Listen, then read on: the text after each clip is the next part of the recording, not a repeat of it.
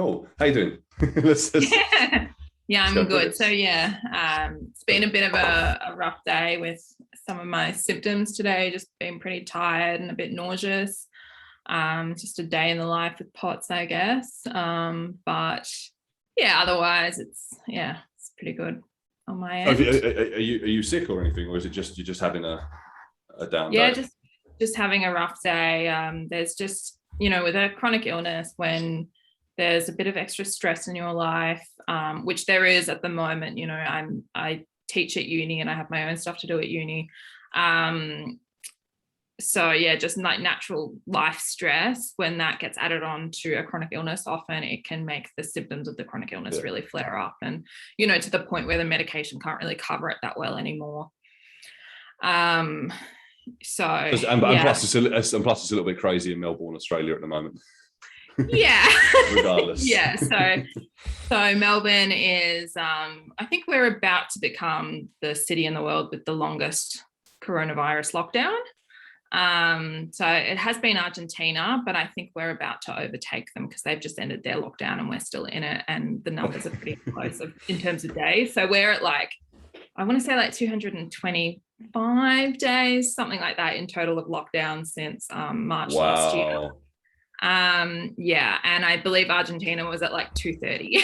So Buenos Aires, that is.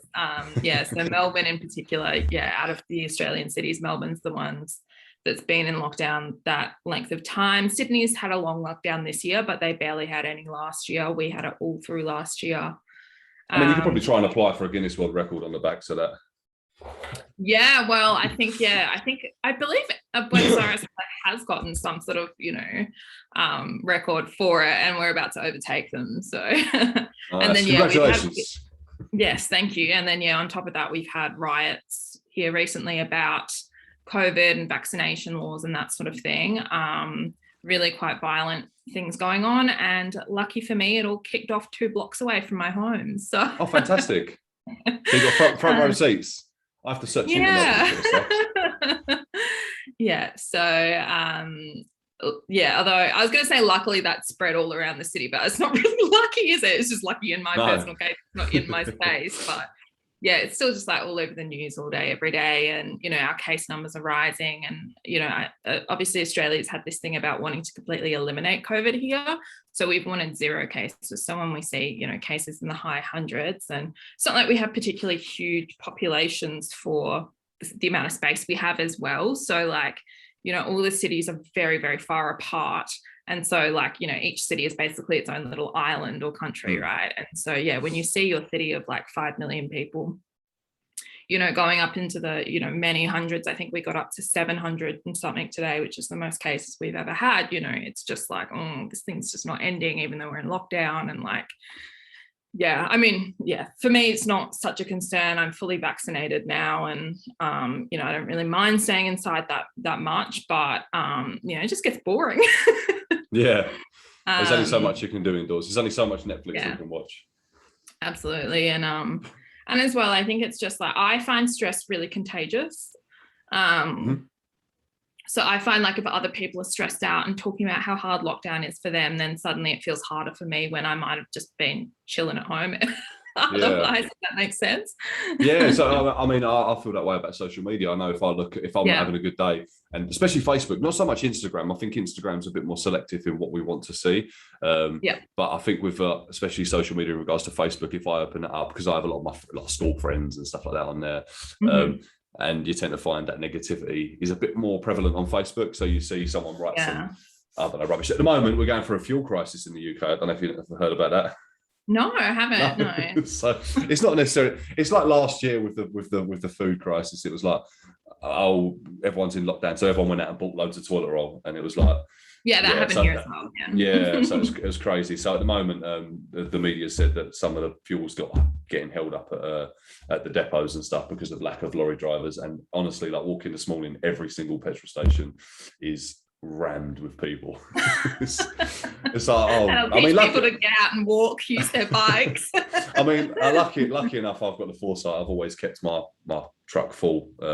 I never let it go by half a tank, so I'm good for a couple of weeks. So, but for most people, obviously gone out and panic bought petrol now, which in turn creates the problem, because there wasn't a problem, but now there's been a problem created because of people mass buying.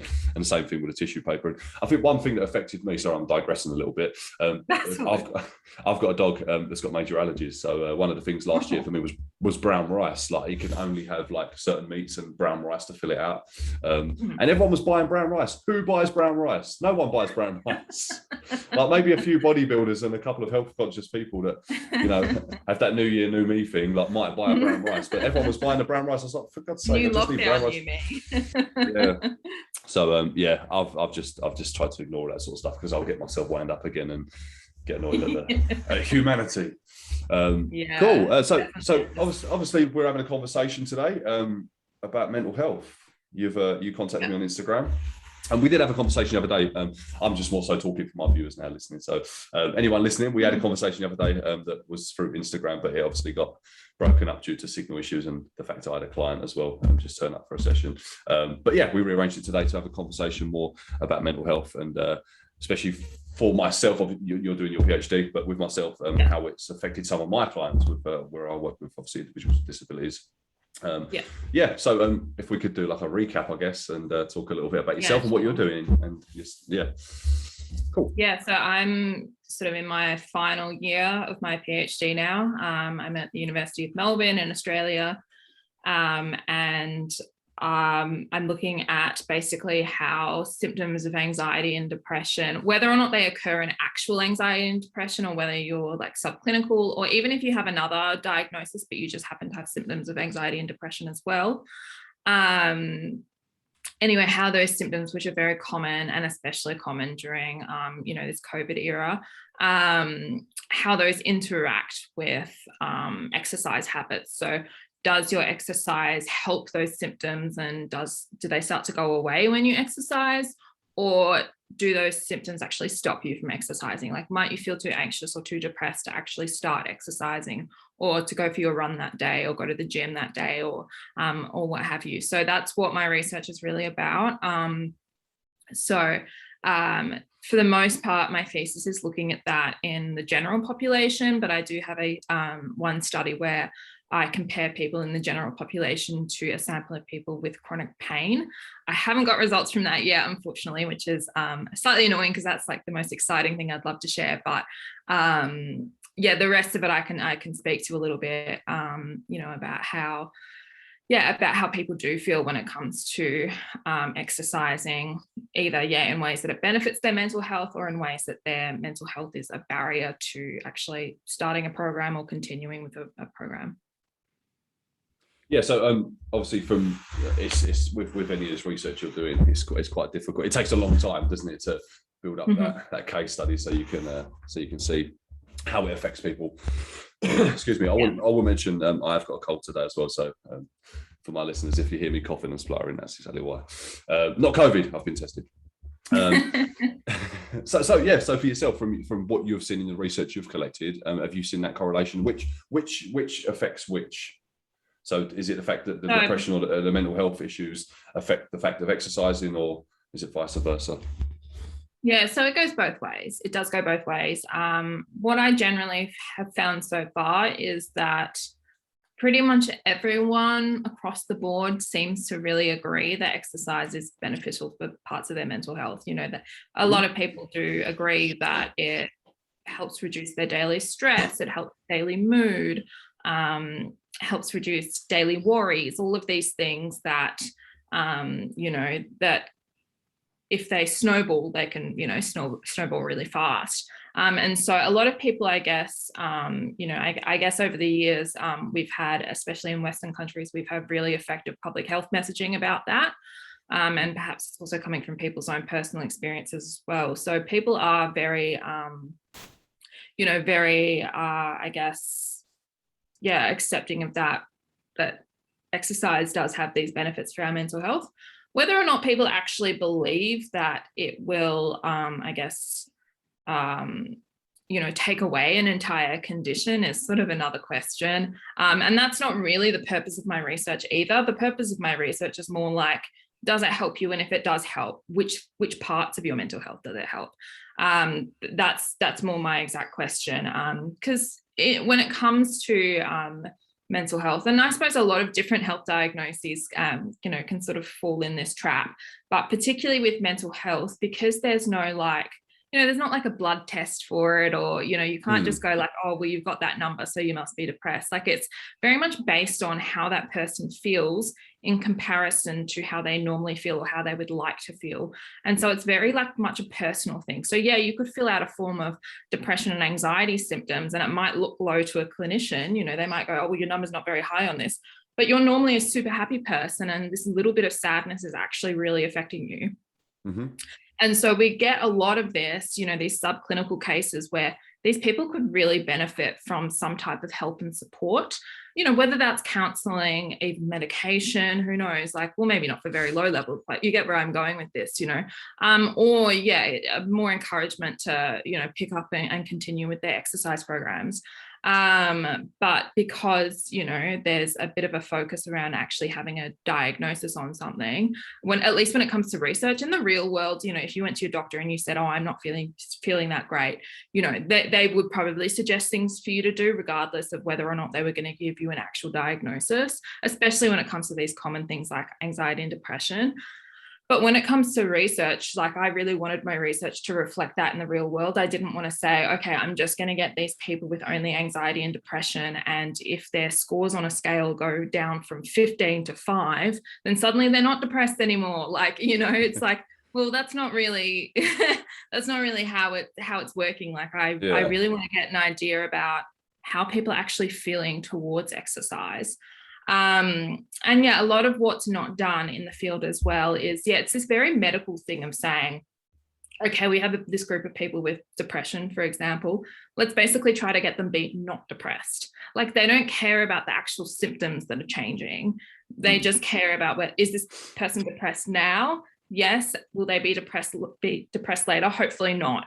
And so I guess, I want my research to be a little bit more realistic than that. And people know as well, I know with myself, if I'm feeling a bit anxious, I can feel anxious in different ways, right? You can feel that anxious where mentally you're kind of okay, but you might have a bit of a knot in your stomach or some pain in your chest or something. And then, taking some deep breaths and really trying to relax your body is going to help. Or you might have that bit of anxiety where your body's fine enough, but your mind is just racing with thoughts. And then it's a chance to talk yourself out of it kind of thing, or distract yourself. And so, naturally, if we're in tune with ourselves, we have these different coping mechanisms for different symptoms. And so surely, we should think about treatment options that are a bit more formal, like exercise as one example. Surely we should think about them more like that. But so far, the research doesn't really look at it that way. So that's sort of a primary interest of mine is basically getting, I guess, both the public, both people with, any type of mental health symptoms, but also, any type of clinician that either works with people with symptoms of anxiety and depression, or they work in exercise fields, getting these conversations started about, how a person is affected by their mental health and how, exercise can help them, or also, the reasons they might not want to exercise that have to do with their mental health, that, it's the type of thing, maybe if you don't ask someone, they won't tell you. Because, there is still a bit of a stigma around it. We're getting so much better in this day and age, but there is still a bit of a stigma and a bit of a holding back of, well, maybe I'd rather tell, my personal trainer's asking me why I'm not, doing my program.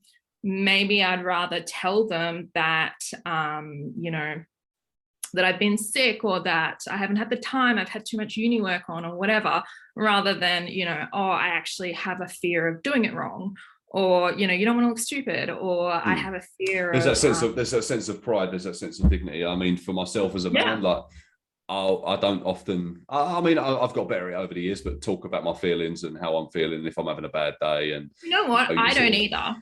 You can't. It's so funny. I find it really funny, when men say things like this, because I'm like, women are really, really proud too, especially Western women. We've been raised, if we're young in our 20s, we've often been raised with a women can do it all kind of thing. And so we're actually really proud as well. It's really funny. Like in my family personally, like I find that it is actually the men in my family that are a bit more open, and us women we're a bit more closed up. We have to be tough and take it for everyone, kind of thing. So you've got your dad coming up to you going, "Do you want to talk about your feelings?" And as opposed to the other way around. Like, go away, Dad. I'm a strong, independent woman. Basically. So I think and obviously we do in many countries have a crisis with men's mental health, but I also like pointing out that, well, I don't like pointing out because I don't like that this is true, but we also have a crisis with women's mental health as well. When it comes to anxiety and depression, there's actually a 2-to-1 ratio of women to men who experience anxiety and depression. So even though men might have it more extreme, and they might, or they might bottle it in and you don't know about their anxiety and depression until it's at a really bad point for them, we're still seeing like a lot of women out there who, are struggling, across the spectrum of these disorders. And for me, especially when it comes to especially fitness and exercise, we also know that women don't exercise as much as men, and women do tend to have, more body image concerns, and even marketing around exercise for women is all about losing weight for summer. For men, it might be about bulking up, but, definitely, and there's definitely, body dysmorphia that can go either way, the hypermasculine or the hyperfeminine, and eating disorders are becoming much more prevalent in men too, unfortunately. I think a lot of this is exacerbated by the media. Also, we had a conversation a moment ago about the fuel crisis. Like, who caused that? It was the media. If we wasn't told about it, we wouldn't have known anything about it. And I think that is the thing. We're held to these standards this day and age through marketing, and like if you look at like a social media page. So, for example, you have, like in my case, I'll give an example from my point of view. So, like you'll see Pure Gym, or like one of the big chain gyms, not necessarily Pure Gym, but you'll see one of the big chain gyms advertising. Now they'll have like a really like shredded man or a shredded woman, like in the perfect angle, perfect lighting, looking great, and they'll get thousands of likes. Or you'll have, and then you'll have someone like on the other end of it, maybe someone like I work with a disability, or just your everyday person, and they'll get like 2 or 3 likes or that much engagement, because it's not a desirable thing to look at, because we've been told that this is the standard, what we need to be at. And I think that's quite tough. Like, don't get me wrong, I'm not condoning sort of advertising or marketing on body image either way. So, for example, like I know there's a big conversation at the moment, like with like plus size models and all that sort of stuff, and like I don't think that's a great way to market either. Nor like when went through the what was it, the really slim models, where it was like the heroin chic, whereas like the really skinny ladies. And I think we've got to find that middle ground of how we can market it, rather than it being one extreme or another. You know what? I personally would love to see, adverts for gyms with a range of different body types, because it would make me feel more accepted. I'm someone that's struggled with body image over the years, and definitely have, been worried about my weight, been worried I'm not, I can't wear certain clothes at the gym. I have to look a certain way to even step foot in there.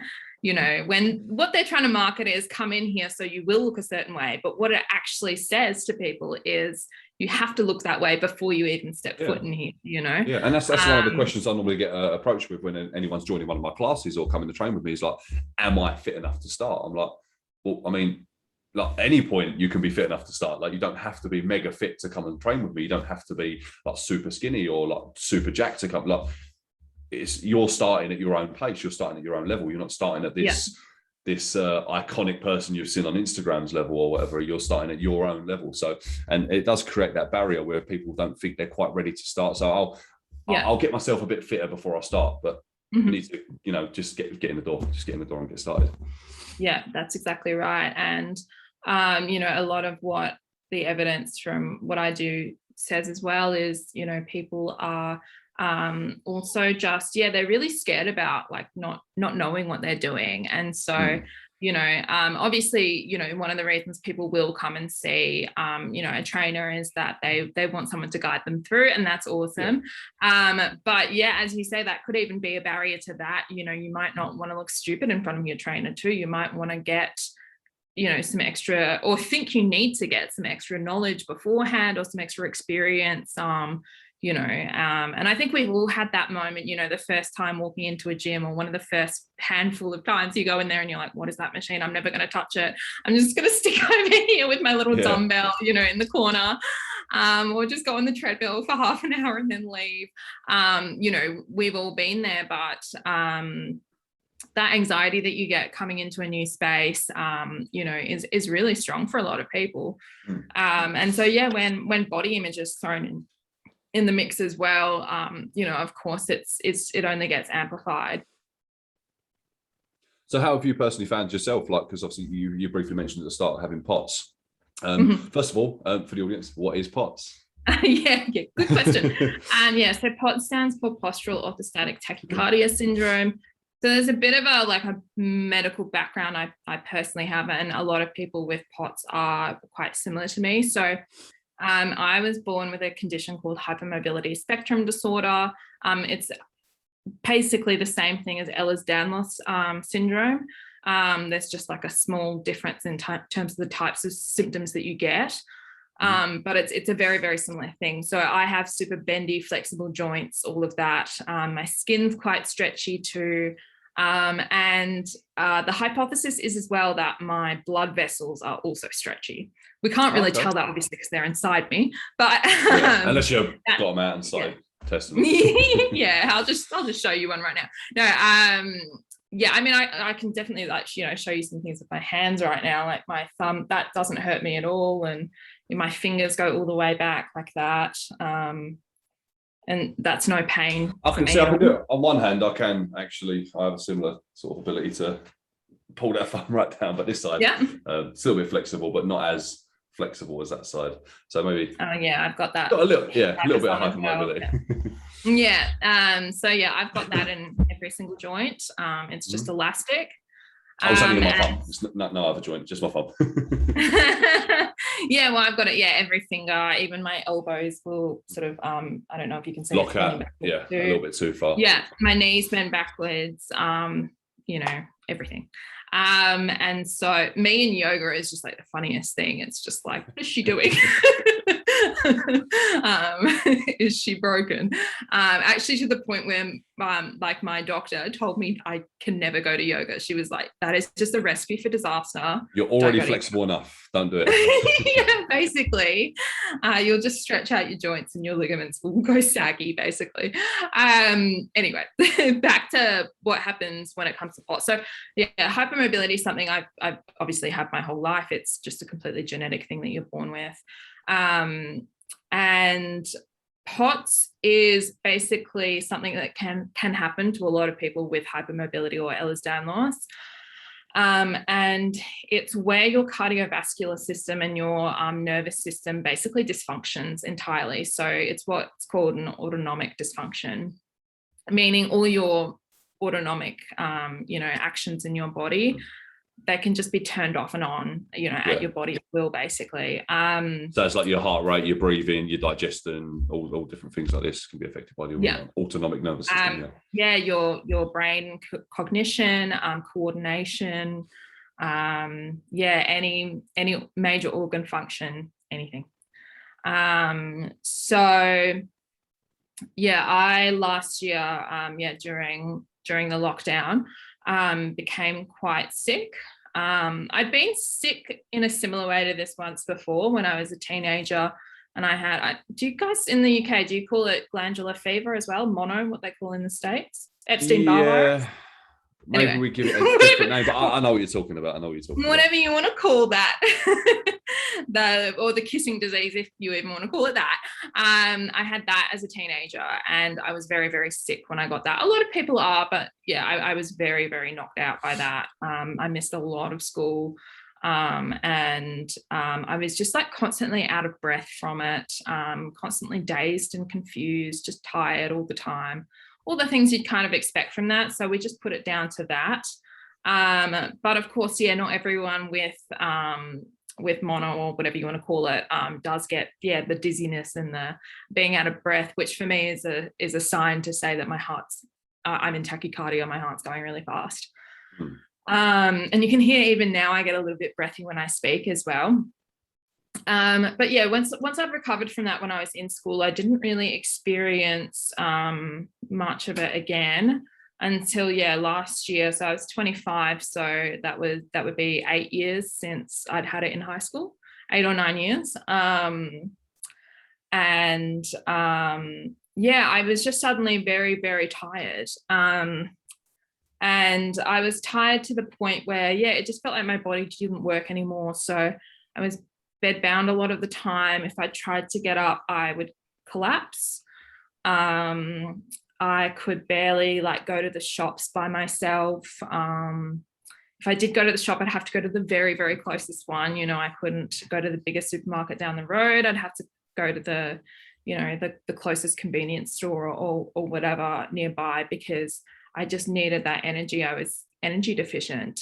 I was constantly out of breath every time I was walking, standing, trying to even, I was trying to keep up home exercises you do when you're in lockdown. I couldn't do it. I'd get through maybe 5 minutes and I'd just be on the floor like gasping. I just was completely, I guess. Everything was out of whack. It was really difficult. And for a while, because I was just saying to my doctors, like, I'm just really, really tired. I don't know what's going on. We didn't really know what was going on for a while until I told them about these collapsing episodes that started happening more and more, where I'd be standing doing something, maybe I'd be cooking or like doing laundry, whatever, and I would I'd be standing in one space. Let's say I'm cooking, I'm standing in one spot, and then I walk to get another ingredient and suddenly I fall over and I can't get back up. I just lose all my muscle weakness and I just, I'm stuck on the floor. I'm fine, I'm conscious, but a lot of people with POTS, they do faint. I personally just get this pre-syncope and just have these collapsing episodes where I just have a blood pressure plummet and my body just goes down and I just sit on the floor or lie on the floor if it's that bad as well. Sometimes I can't even have my head up, I need to lie down. So what that's called is something called orthostatic intolerance. And what that means is basically like orthostatic being standing, being intolerant of standing. So basically, being allergic to gravity, in other words. Damn it, it's the worst place to be on Earth if you're allergic to gravity. I should have just gone to space last year. So when I was describing all of that to my doctors, it clicked for them that it was probably something to do with my nervous system, with my heart rate. And so they asked me to, last year everything was on telehealth here in Melbourne. And so they asked me to actually come into the clinic so they could do some assessments on me. And the first thing that my doctor says when I walk in the room is he just asked me, are you hypermobile? Do you have hypermobile joints? And I was like, oh, I guess so. I was like, I can stretch. And he's like, can you touch your toes for me? And I was like, sure, like that's nothing. And then, asked me to do a few different things, like the thumb to the wrist thing, a few different things like that. And he's just like, I know what you have. And he's like, I'm going to test your heart rate so I can prove it, but I know what you have. And so we tested my heart rate then. So I sat down and then stood up. And when I stood up, I was in tachycardia. So my heart was beating much faster standing up than it was when I was sitting down.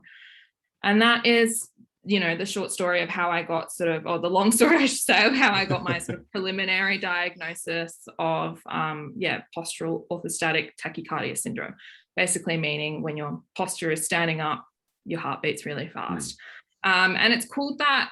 It's just a symptom of what it is being called that. It's a bit strange. It's almost like if we decided to call depression like sad disorder or something like that, or like crying disorder, it's not actually really descriptive of what it is. It's so much more than just your heart rate. Like I personally can't really feel my heart rate when it goes super fast. Like I have quite low blood pressure, so I don't really feel it beating unless my blood pressure is a bit higher. So the only sign I get that my heart is fast is being out of breath. And so, and sometimes there are other explanations for that as well. Maybe you're walking quickly or whatever. Maybe you've had too much coffee, you know. So yeah, I really didn't know that I was in tachycardia. But I was experiencing all these other symptoms that were really very debilitating, you know, like that really extreme fatigue. You know, I was sleeping all the time, and I still do actually. So yeah, at that time last year, before I really knew how to manage the illness, I was sleeping 12 hours every night for months. I still do often sleep 12 hours or more. So a lot of nights I'll sleep 10 hours still. So it's an improvement. It's not every night 12 hours. You've shaved off 2 hours. Not bad. Yeah. Well, yeah. I mean, yeah, it's hard sleeping 12 hours a night because you only you're sleeping as much as you're awake. I was basically in hibernation, you know. Yeah. And so yeah, then this extreme exercise intolerance as well, the dizziness, the falling over. I couldn't go anywhere. Like, you literally could not take me anywhere because I would just fall over somewhere. So is this predominantly how you develop this passion and interest for what you're doing through yourself, and for like the research you're doing? Is it because of yourself, because you're trying to find out what is best? Is the exercise, and is that causing the problems, or is the chronic illness causing the problems? So I was doing my PhD before POTS came into the picture. Yeah, so that was a bit of a crisis. It was like, what do I do? I'm really sick and I've got this whole PhD to do. I can't exercise and I'm literally doing a PhD on exercise. Great. Yeah. So like you would be your own perfect case study, but you can't use yourself as a case study. But I guess you can, because there's probably people out there that struggle with the same situation as yourself, where they can't exercise, or it's like, or they need to find a exercise is going to be beneficial, but maybe not in the way that so that is one of the things that doing my research kind of reminded me of, is that a lot of the kind of barriers to exercise, obviously not all of them, I really would get tired if I did exercise and I really would need to go have a nap or something, but a lot of that, like barriers even to just starting small with exercise, were in my head. It was a fear of being tired afterwards that was the worst thing. So yeah, in terms of the PhD, where the idea for that actually came from was the fact that exercise had helped me a lot with my mental health in my late teens, early 20s. And I'd found that, trying to, I guess, discuss with friends of similar ages, especially female friends, how helpful it had been to me. A lot of them were really dismissive, just really reluctant to exercise, reluctant to try.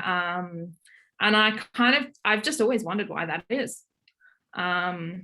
If someone's telling you that something's really helpful and you're struggling with the same issues, I'm the type of person, if I'm struggling with something, I will try anything to make it better.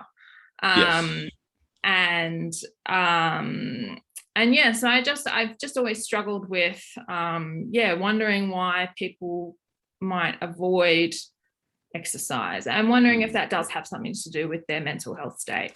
Knowing that for myself, as I was mentioning before, I've definitely had those experiences myself before, where I've been like, oh, I can't go to the gym because I don't look right for it, or, I don't know what I'm doing yet with the weights or the machines, and I don't want to look stupid, having these anxieties around exercise. And also knowing that, people with depression can have similar, depressive symptoms at play as well, the lack of energy, the lack of motivation, lack of pleasure and enjoyment in everyday activities, that obviously can come over to exercise too. So that was just something I got really interested in, that whole idea of, if we have these mental health issues that can stop us in our daily activities, can it also stop us doing things that would help our mental health? I think it'll be a lot down to like personality types as well. So sure. sort of working within the fitness industry, you do see a variety of different personality types now. I can work with someone that, as you said, like, is it what's the barrier holding back? And you had some friends be very dismissive. Now, from what I've seen, and this is not me attacking anyone or blaming anyone, but victim mentality is a very real thing. And it's almost a bit of a cop. You can use it as a bit of a cop out of like why you can't do things. Sometimes, not necessarily they're sitting there thinking, right, I'm using this as an excuse, but sometimes it's easier to use that as your crutch, as to say, like, because if you do have them anxieties about going to the gym, which are very real, like I've been into a gym before and sometimes felt a little bit uncomfortable, and that's someone that works in the gym, and this is my career. And surely the first time you ever set foot in one was terrifying. Yeah, absolutely. Yeah, because I remember when I first started, I was this lanky, skinny, weird looking dude, and I was like, I do not fit in here. I feel very awkward. Because I was never really sporty as a kid, and I never really found my footing with fitness until I was a little bit like in my 18, 19, and 20. I was the same way as well. But so obviously with this, you have them anxieties already in place for the gym, and now if you're obviously suffering from a chronic illness, now you can almost use that as the reason why you don't train. It's like, oh, I'm sick, I can't train. Whereas it's harder to turn around and go, you know what, I'm actually just really scared. I'm scared to go into the gym. I don't feel great. I'm very insecure about my body. What I would just hear from my friends is just the blanket, I can't be bothered. And it's like, you try to dig deeper and they just don't let you in. And so, I've been just really curious about that for a while. And so, when I first started, I guess, looking into it as a particular, idea of research, I actually started with like search terms of like exercise reluctance, and I kind of realized as I was searching through things that a lot of the language that is used in the research and the language I now use is things like these barriers to exercise. It's actually being a lot more gentle to people, and reminding yourself, reminding others that these are barriers that people have, and maybe they're whether or not they're kind of spoken about, they're there, and they're things that do present as barriers rather than someone just being reluctant. There's maybe something deeper down, and maybe we need to give people a little bit more credit. I'm not ever the optimist, basically. This whole research is saying, this, we can definitely get people who are super depressed into the gym. We just need to try a little harder. We need to understand them. There's a lot of idealism there obviously. But I guess when it comes to being someone in research in the sciences, in mental health fields, like, maybe a little bit of being idealistic can go a long way, who knows? But I think, we certainly live in a culture where people are guarded, and we touched on that before, we're proud people, and a lot of people are the same. And so it's about, I guess a lot of my research is about trying to dig deeper with people in a way that they might not bring it up themselves.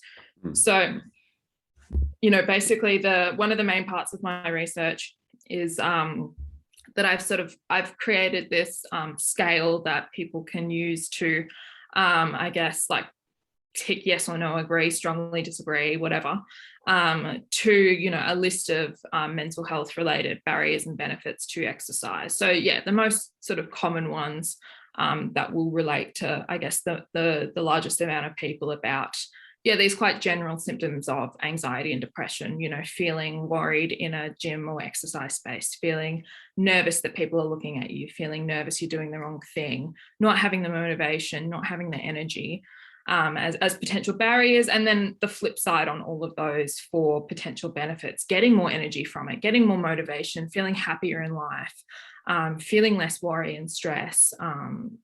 All of these things is basically, whether or not it's really used in any kind of, clinical or fitness practice is another thing. But, maybe if this is out there a little bit more, people might have some of the ideas about the questions to ask, or even if you don't directly ask someone a question, it could just be like, oh, well, do you want me to show you that? And we'll go through it together one more time before I let you go on your own, kind of thing. And really just like, I guess stepping in and, kind of getting that reminder that we all need when we work as professionals in health or in fitness spaces, that sometimes we do just like need to hold people's hands a little bit longer than what we think, because they, you know, they're new to the things that we're showing them. And they'll get, you know, they might get more out of it if we're there just to, you know, hold their hand just that little bit longer. You know, have their back just that little bit more. You know, I guess that's you know, a lot of the way I kind of feel about it. It's really about providing supports and reminding people that we've got all these benefits to it, and I know you have barriers too, but let's squash those and then we'll get to the benefits. Yeah, I mean, that's, for me, that's why I'm quite big into group training as well, in regards to sort of having that support system for people. So I run outdoor classes where it's like a group, we have a group chat and all that sort of stuff. And I work for S&C gyms where it's very much that community style environment, like very much like CrossFit gyms. It's a culture, and we want to be a part of something. And it's nice in them environments because you do have that support of each other in a similar situation. Now, going into the gym, as we said, it's scary. Like going into the gym, if you've never been into the gym, you don't know what machines to use. No one wants to look silly. But from my experience, having that support network of people in group training, I've seen a massive benefit within that. And that's some of the things I'm starting to implement with what I'm doing now with my business alternative movement. I work with a lot of people with disabilities, and I'm trying to create now off the backs of that, because it can be quite, and one of the other reasons I created the podcast, because the conversations I was having on a one-to-one basis with people was like, I was like, oh, so what support networks you with outside of our sessions? It's like, oh, what do you mean? I'm like, do you go to any groups? Oh, no, there's nothing out there for this sort of thing. Oh, okay. So have you ever been to anything? Oh yeah, we used to go to this club, but I tend to find that from my experience from speaking to these people is disabilities especially get lumped under one umbrella, and the same thing would be with like mental health issues. It's at very early stages, there's no blood test for it, so it's all lumped under that one umbrella, and that's where I sort of come off the back. So okay, something needs to be created for this, something needs to be put into place to create that community and that support. And now you're no longer just going to the gym, you're going to meet your friends and train, you're going to have that outlet as well. And same thing with the podcast. I wanted to create a space where people can come and tell their stories, and hopefully someone can come along and find one of these podcasts, listen to it, resonate with it, and go, you know what, I'm not alone. And they can even reach out to that person and how have you dealt with it. One of the ladies I did interview on my podcast was she's from America, California, and she's got a condition called SCA6, which is cerebellar ataxia. Cerebellum is in charge of like motor control within the body, and she's got a degenerative condition within that, so she's slowly losing certain functions. And her first thought was and how I come across her was she created an Instagram page in order to share her story and share her experience in order to help other people, which I thought was fantastic. And because I personally didn't find anything out there on that similar condition, and I've got a client personally as well. That's why I resonated quite a bit with it, because I have a client with the same issue, and and I thought, there's nothing out there for him, there's nothing out there for anyone else. This is something I need to create. I need to make this like a platform in order to give these people an outlet and give these people a place to come and a resource for them to come and learn about their condition and not feel like they're alone, and they've got that support network if need be. And likewise with my Instagram page. Now I'm still in the very early stages of what I have, my plans and my goals, but I've got a very clear vision in how this is going to go. So I feel like that is, as I said, like with the support, I feel like support is key, not just through a trainer or a doctor, but peers or people in similar situations. So whether that means that we have to create something in order to facilitate that, or I don't know how that would be. As I say, this is very, very early stages. Yeah, well, that's actually why I started my page as well. So on my page is even newer than yours. And so I'm really trying to, get a bit more information out there about how you can actually work out when you have POTS. When you have a condition called orthostatic intolerance, what on earth do you do? Do you do, all Pilates? Like all of the workouts there are Pilates, and I know Pilates has not worked for my body. I find it very intense. You don't get a lot of breaks and rest with it. You have to do small movements multiple times, and I find that very fatiguing, and my heart rate just skyrockets even though I'm on the floor. It gives me migraines. it's not for me. You know, I really wanted to get back into lifting weights. That's what I did prior to getting POTS. And I'm finding that's working so well for my body and for my recovery from POTS as well. So with yourself, you obviously mentioned that Pilates is causing a problem. Now with POTS, is it a particular energy system that's affecting it? So, for example, for example, when we do weights, we use a different energy system to when we do cardio. So when we do weights, we're using the CP system, so creatine phosphate, which is our short term. So, like, you know, if you're, for example, doing a bicep curl, at a certain point, it starts to burn. You can't do anymore. That's when your creatine stores have gone. So they need to replenish. However, if you go for a run, you're using more of an oxygen. So you're using oxygen or an oxygen. No, I've got system. You now. I just thought you meant on a neurobiological sense, which is like my background, getting in there. No. I was just sort of, so for yourself, I'm just thinking for anyone listening. So I think it would be different depending on the case. I think it would be really different depending on what your POTS symptoms are, because so my case with POTS having extreme fatigue, other people have the exact reverse where, so like with me, basically my adrenaline is shut off. I can't access it unless I take medication. Oh, wow. Okay. And that's why I have no energy. Like I just have nothing. There's no like internal energy. I get a little bit of energy from food and water, but that's really it, other than obviously medication. So when I was not medicated, it was just, I was really running on empty all the time. But other people have the opposite problem where they have their adrenaline's just gone off the charts and they have way too much energy, way too much anxiety. You know, they're just the complete opposite to me. And so it just really depends, you know, basically it's like, you know, if you have an on-off switch for every function in your body, POTS can flick them whatever way it wants. So yeah, it would be so dependent on the exact person and what their nervous system was doing to them. So I can't, cardio is very hard for me. Yeah, so you was better off, as you said, like you found weights a lot more beneficial. Yeah, but by the same token as well, I also just enjoy it more as well. It's what I've always done. It makes me feel like me. And you know, when it comes to exercise and exercise adherence, as you would know, like that's all about enjoyment. You're not it's attacking the tedium aspect of it, so making sure it's not a tedious task, because no one wants to do something they don't want to do. Like if you have the choice of not to go to you just have preferences too, right? And so, you know, if there's one type of, you know, it's even just like, you could even say the same thing about like music genres, right? Like, yeah, I can listen to country music, but I'd really rather listen to rap. Do you know what I mean?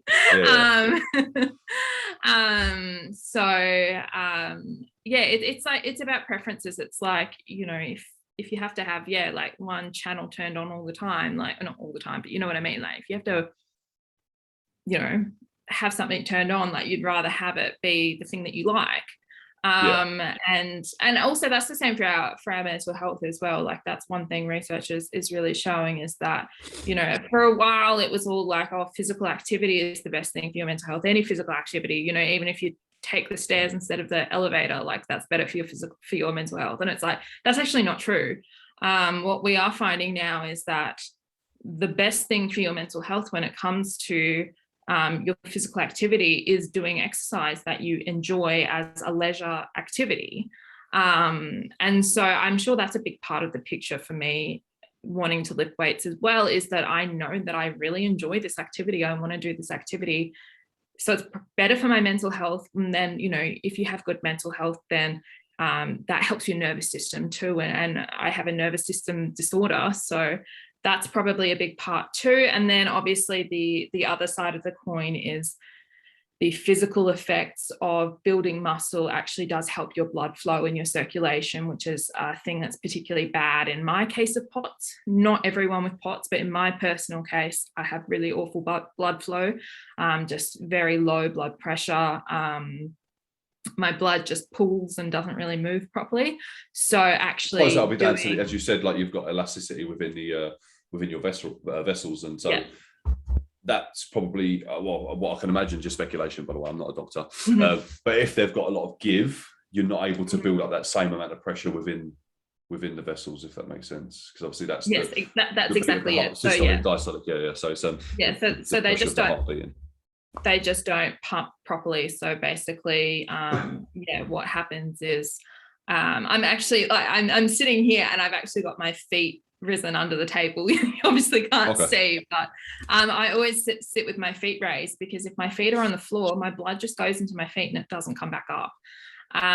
If it's so I'm basically sitting with my legs straight out, so now that gives me a bit better access to the blood. It's easier for the blood to come back if my legs are just parallel to my waist. But if they're on the floor, no, I'll just lose all my words, I'll lose all my thoughts, I'll get a bit funny.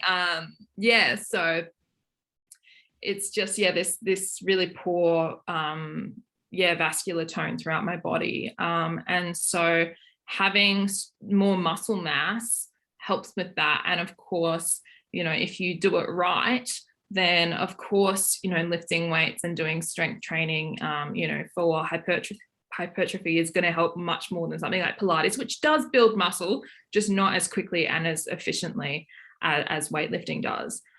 So that's another benefit for me as well. And then the other benefit is that I don't have to put myself through cardio if I don't want to, because cardio is just really hard. I just personally find it really fatiguing. And I get enough cardio just from standing up, so that's actually not true, but I go for walks, so I do get cardio in. I make sure I get a good walk in every day, and I get that steady state cardio, but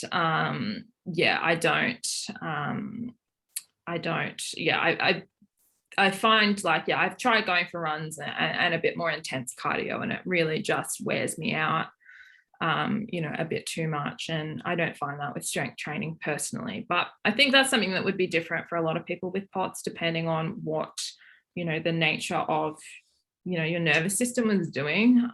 It's an extremely complex disorder, and it's very, very personal, because your nervous system has so many different functions, and as I said, things can just be turned on and off. And if it's not firing correctly, it's like it's almost a guessing game. Like if you was to go to a trainer and it's like you wouldn't be able to follow maybe a linear program or anything. It would have to be something that would be changing daily. Like you come into the session today because your nervous system's firing off a certain way. Okay, we can't do this. We have to deviate from the program and maybe try something slightly different. Or I personally find, well, at least now that my symptoms are very well managed, I do personally find that I can train in the same way all of the time.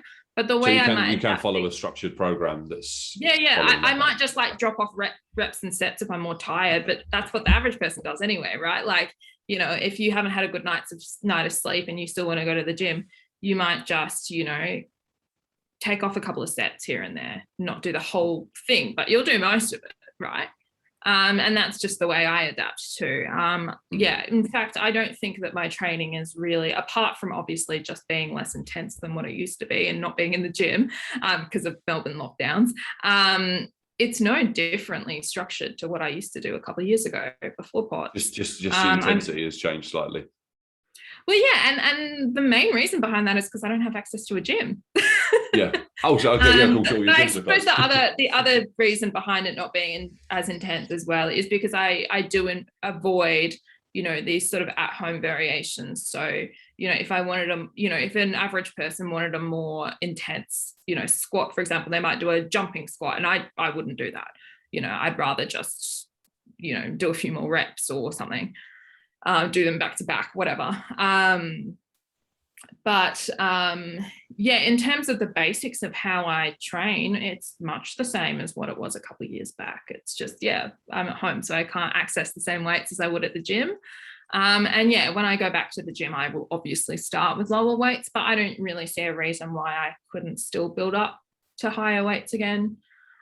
It'll take longer than what it used to, and I'll have to be more careful.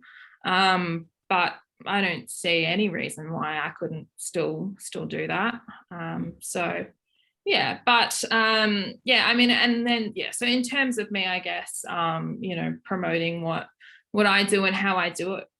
to others with POTS is the fact that, most of what is promoted for POTS is Pilates exercises, and great if that does work for a lot of people. But for me, I don't enjoy it. So I'm not going to stick to it. And also, when I have tried it with POTS, even floor-based exercises, something just goes wrong in my body and my heart rate goes through the roof and I get migraines. And so obviously that's not an outcome you want.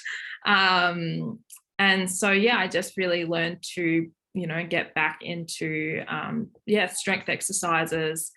And just making sure I do them particular ways, because I do find I get a lot more of that central fatigue. So I can't do a whole lot of compound movements, but I wouldn't have done that anyway. No one really wants to, well, unless you are super, you do want to get things done in an efficient time. Like, no one really wants to plan a program where every day you have like 5 compound movements, right? So might be a little bit too much doing 5 compound movements. Yeah, well, you never know. Depends what program you're doing. Yeah. But that probably wasn't going to be something I would have done anyway. So for me, it is just about having a good balance between, the muscle groups, so that, I can certainly handle a localized fatigue, but just making sure that it doesn't get to the extent where I have a central fatigue. So, I'd stay away from doing like a full body split, for example, and instead go upper lower, so that, I can work on different muscle groups at a different time, and then still not have the centralized fatigue that I tend to get when I do like a full body day kind of thing. So it's just like these little modifications like that, just knowing, about how to reserve my energy, get the most out of that particular program or workout or whatever, and then continue on with my day and my week and still have energy left in the tank.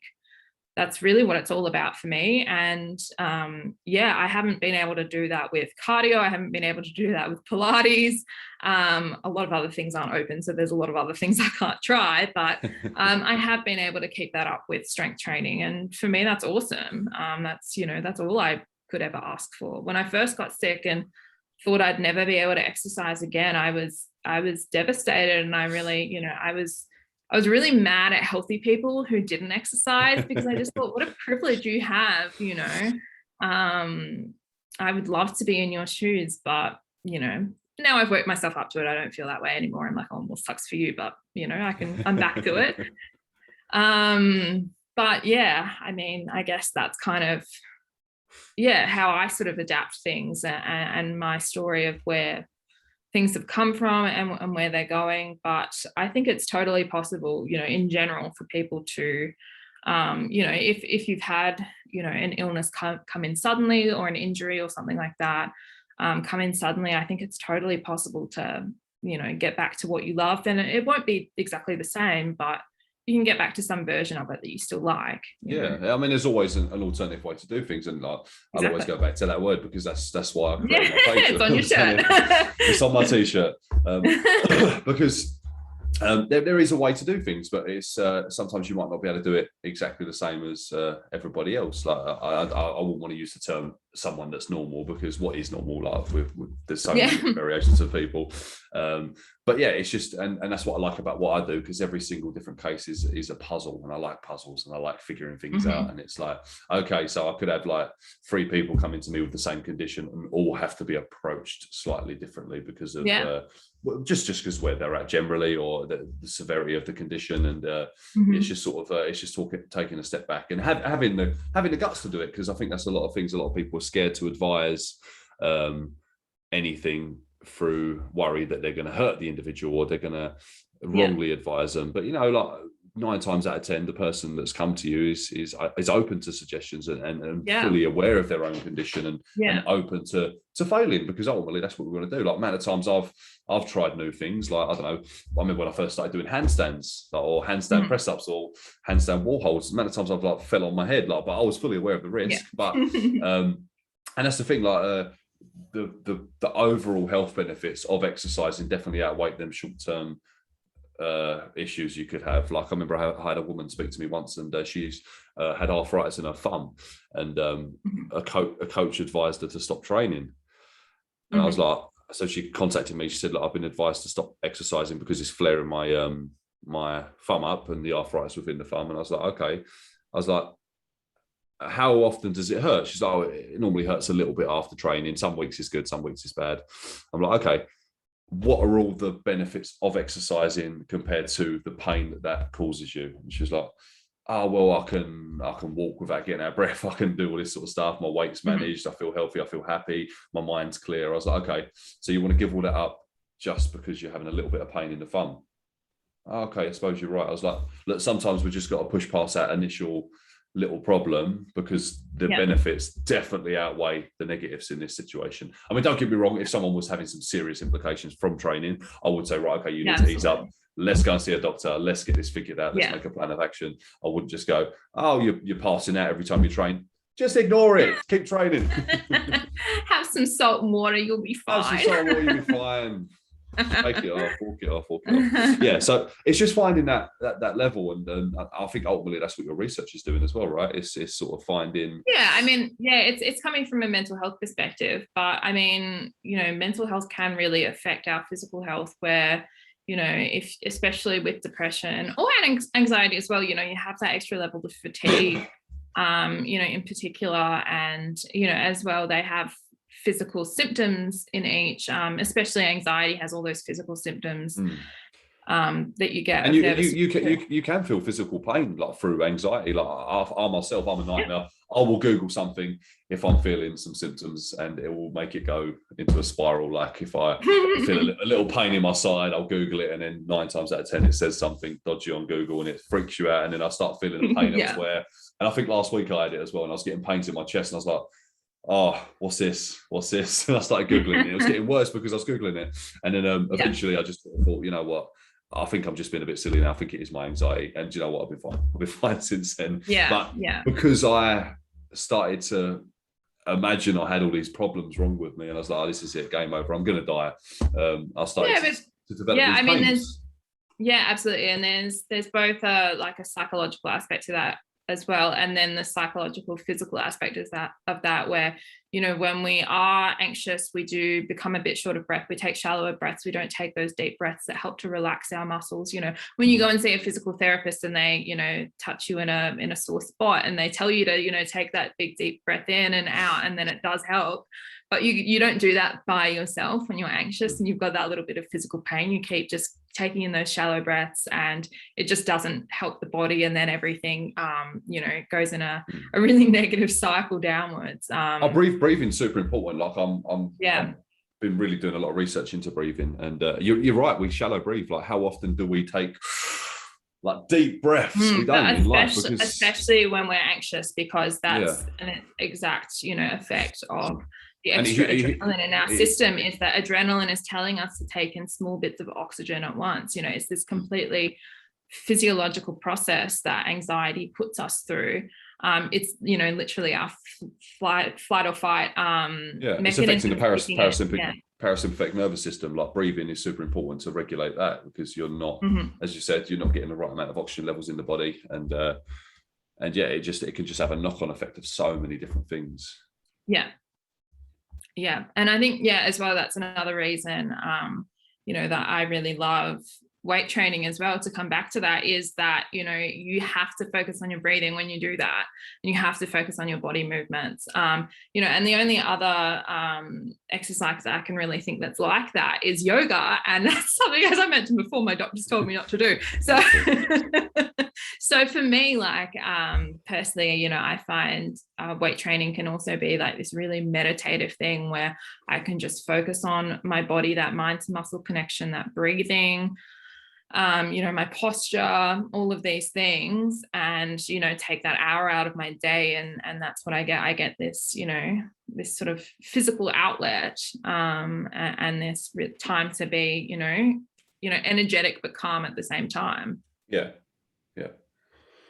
So where do you hope your sort of research leads you? Are you looking at sort of like, once you've built up enough like data to try and create something off the backs of it, or like are you trying to create like a support network, or how are you sort of, working with your so research? I've always been really interested in a career in science and research. Well, not always, but like the last few years has really been my goal. So it's really lucky that in Australia we do have a number of really great universities who look at a lot of these things, both in terms of mental health and physical health and the connection between them. There are lots of groups, looking at heart health and mental health, cancer, exercise, mental health. So a lot of different avenues that this could sort of take me with, doing more research in the future. But one thing that I'm really passionate about, and I guess why, I'm getting more and more into, being on social media, is that I think the communication of these things is the most important thing. I have so much knowledge that comes from being in this field that no one else knows. And I feel like everyone else should know this. And so, if I'm generating all this new research and information, like I want it to get out there, and I want people to be aware that, if you have these, I guess, when it comes to my research, if you have these mental health barriers and benefits to exercise, it's okay to talk about them, because guess what? A lot of other people do too. I think that perhaps that's about a bit of the conversation that's missing when people are, do have gym anxiety and stuff like that, is they think, well, other people are already in the gym, so they must have never had that anxiety, or, just as one example. And so my research shows, no, a lot of other people have this, most people have it to some degree. And so, and my research so far, because I haven't gotten to my chronic pain data, but my research so far is general population. It's not people with clinical anxiety or depression. It's just general population. Some people in the general population, of course, do have anxiety and depression, but certainly not everyone will have a diagnosis within my my samples. And so, I think I really, would just love to get that information out there first and foremost about, well, here's how people, in the world, my samples are from Australia, the US, UK, and New Zealand. Here's how people in the world, in these bigger Western countries, here's how we are feeling about exercise, our mood and anxiety, surrounding exercise. If you feel the same too, it's good to know that, others are feeling that too. And also, there's a way out, and we also have all these benefits that other, you and other people are feeling too. So that's the first thing with my research. And then, in terms of next steps, I guess it's really just, I've developed over the course of, being quite sick with POTS, this, really huge interest in how physical health conditions, chronic conditions can overlap and intersect with mental health conditions, and how they can make each other worse, and how much more support you do need when you have a physical health condition, because you are going to have added stress from that. You are going to have emotional stress from that. And that's something I experienced. And, finding online communities of other people with POTS and chronic illnesses, was really one of the things that was so beneficial to my mental health and so beneficial to my recovery from POTS. Well, not that I have recovered, but, getting towards recovery from POTS. And so, if I can do more research in that space as well, I think that would be really, amazing, because as I've discussed, I've also had my own experiences of these really unique mental and physical health barriers to exercise, of worrying that if I do exercise, it's going to take up all my energy from my chronic illness, or it'll make my chronic illness worse. And these are things that everyone with a chronic illness thinks about, I'm sure. Or at least, chronic illnesses that really do affect your energy levels, which most of them do. And so, if that's research that needs to be done as well, then, I'd be the perfect person to do it. Funding's the thing that's that you can't control that, and you can't control who's out there looking at what. While you're still in an early career stage, you need someone above you to have your back. So these things, will probably be quite out of my hands until, if I potentially sort of work my way up the ladder and then can control what I do and get my own funding.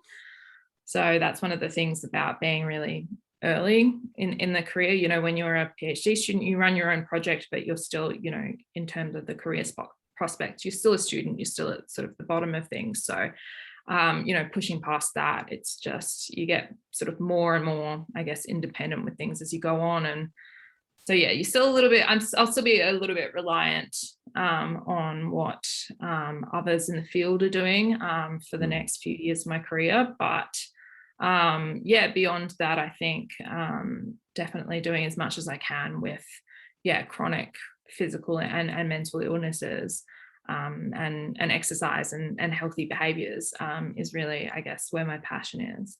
And I think it's even though there's quite a fair amount of research on it all, it's still not a lot in the grand scheme of things, because we're not living how we're meant to, really. I had this conversation with someone the other day, and technology, the world has evolved a lot faster than we have as humans, so we're not sort of keeping up with it, if that makes sense. So obviously, like going back a few hundred years ago, we've been a lot more active, whereas now we can get the bus, we can get the car, we don't move as much. And so I think exercise is for everyone. And obviously, as you mentioned as well, in the mental health aspect with people with chronic illnesses now, obviously mental health is something that's being researched, but like, especially mental health with that go alongside with people with chronic illnesses or disabilities, physical limitations.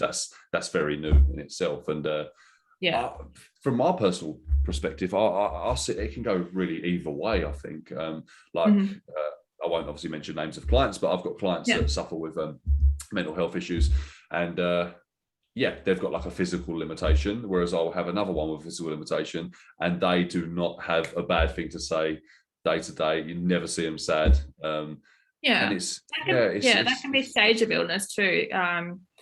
Because when I was first diagnosed, my first few months, I was horribly depressed.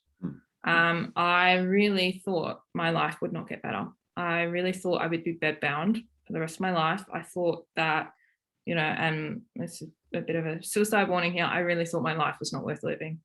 I really, truly felt that way. I felt like nothing I wanted to achieve in life would be done. Things felt extremely hopeless when I was told you have a chronic illness and most people don't get better from it. A year later, I'm a lot better, and I don't have bad mental health days. I don't. I'm happy a lot of the time. We're in a lockdown here in Melbourne. The stress impacts my physical health, but my mental health, I'm very optimistic.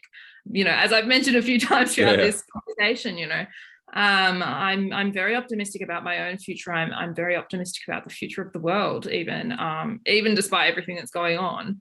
And I'm so excited for what the future has for me. And I did not think a year ago that I'd be feeling like this, because a year ago, I really didn't know where I would be, you know, in a year's time, if I'd still be in bed, if I'd be in a hospital, like where would I be? And, you know, now it's a year on, and yes, I've had added physical health challenges, but I guess, you know, I've gotten a lot of the mental health support that I needed, and I've gotten physical support that I needed as well to help that condition too. And so, you know, now I've gone from being like one of your clients to being like the other one. So it can all happen within one person as well. It can be completely dependent on the stage and outlook of, you know, your illness and your life circumstances too. You know, that said, I have a lot of fortunate things going for me that have really helped my mental health. I have really, really supportive friends and family. I haven't, and people at work. I haven't had to deal with anyone being an asshole about my illness, which I know a lot of people do have to deal with. I haven't had financial issues because I've kept my job. I mean, it's quite tough as well, because your one would be classed as an invisible illness, so you could come into work, and if you're like, for me, I would understand completely. You would tell me what you got, and I'd be like, okay, yeah, that makes sense, right? Okay, yeah, we'll deal with that. But however, like if you go to an employer and say that I can't come in today because this is playing up or this is flaring up and we're having this issue, there could be that issue because they can't physically see you, like with a missing limb or like, you know, half of you. whatever hanging off, like they would not see that as a genuine reason why you can't come in. And then obviously, you know, that can cause stress, which could further sort of, you know, accelerate your condition because of having to deal with all these other things. I think it comes back to that support, as we've said like multiple times, that keeps coming back, having that support and having that network and that framework of like-minded individuals and people maybe going through the same situations, or people that understand mental health or understand chronic illness to you know, show you the way to do it and the way to fix that problem. Yeah, and for me as well, there's also just been help in like physical support from family and friends as well. You know, when I was at my sickest, just having someone come around and do the dishes and do the vacuuming, and just getting that, you know, that actual day-to-day support of people who care about me and want me to have, you know, happiness in life, and having them actually help me out. Although I had to swallow my pride to ask for it. But you know, that was hard. Now I don't care, but the first 6 months of that was like shockingly hard. But having those kinds of supports, you know, it gives you something to, you know, be grateful for. And I mean, not that, I mean, sometimes I find that whole, you know, be grateful for something, gratitude, blah, blah, blah stuff a bit wanky, but, you know, other times, you know, there's a small nugget of truth to it when it's not toxic.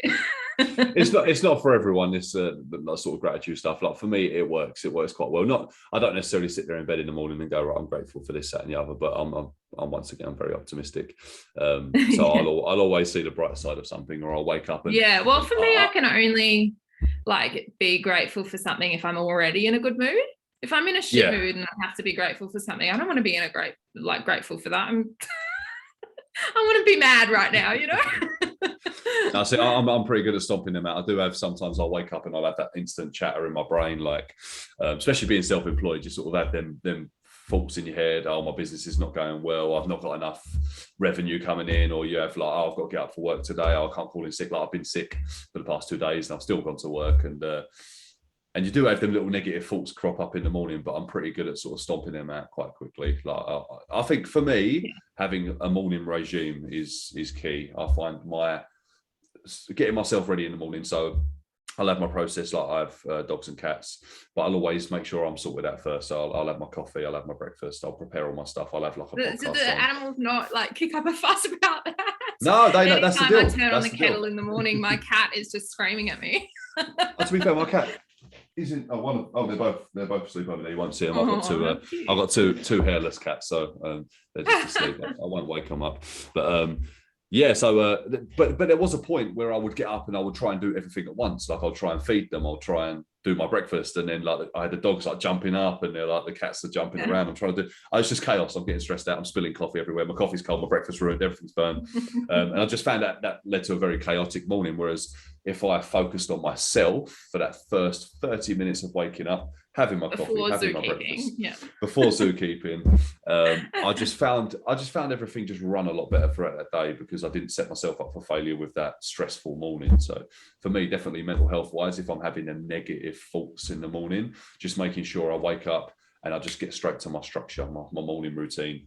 Once that's done, and I've listened to something, maybe don't put the news on in the morning. Never do it. No, never don't open Twitter. No. Don't open Twitter, don't open Facebook, don't put the news on, because straight away that'll put you in a negative mindset.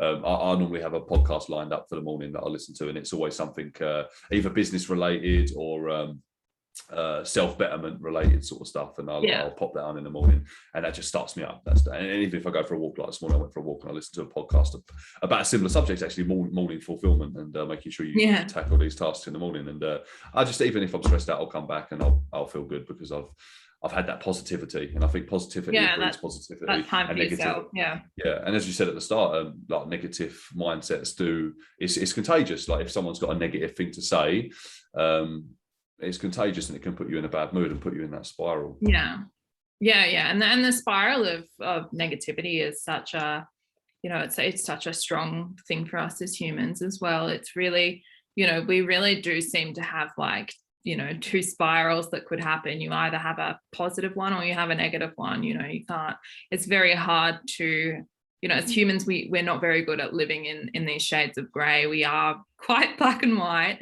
and we like to go, in either direction with a lot of things, and our moods tend to be like that as well. But, I think for me, as one of my biggest tools, and especially with chronic illness, has just been this acceptance thing, this thing of being like, okay, well, if I am going to be, pretty much housebound for the rest of my life, how can I make this better? What if this is the worst case scenario? How can I get the best out of this worst case scenario? And that's what I did. And that's how I got out of that that very worst stage of chronic illness. One of the things I actually did when I was like, okay, if I'm going to be sick, so prior to getting a chronic illness, one of my life goals with research, a really big thing is that you want to work with people all over the world, and you want to get jobs all over the world. You want to be able to take whatever job you need wherever it is. So I had dreams of going overseas, which I guess most Aussies do because we're so far away. But I definitely was thinking that, over the next couple of years, I'd be in the US, Canada, Europe, UK, somewhere.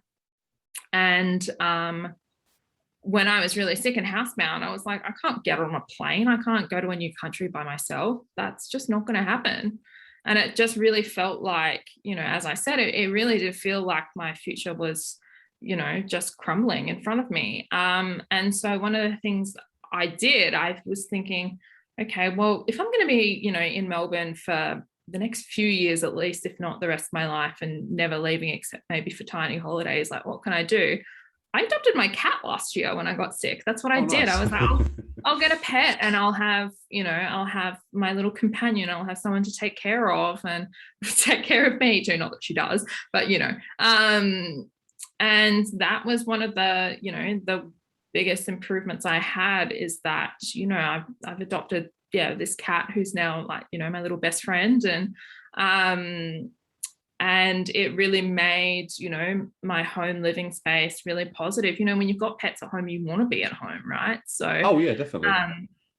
So, that made it so much more positive that, even if I'm too sick to, like, even leave my house, my little lockdown walk,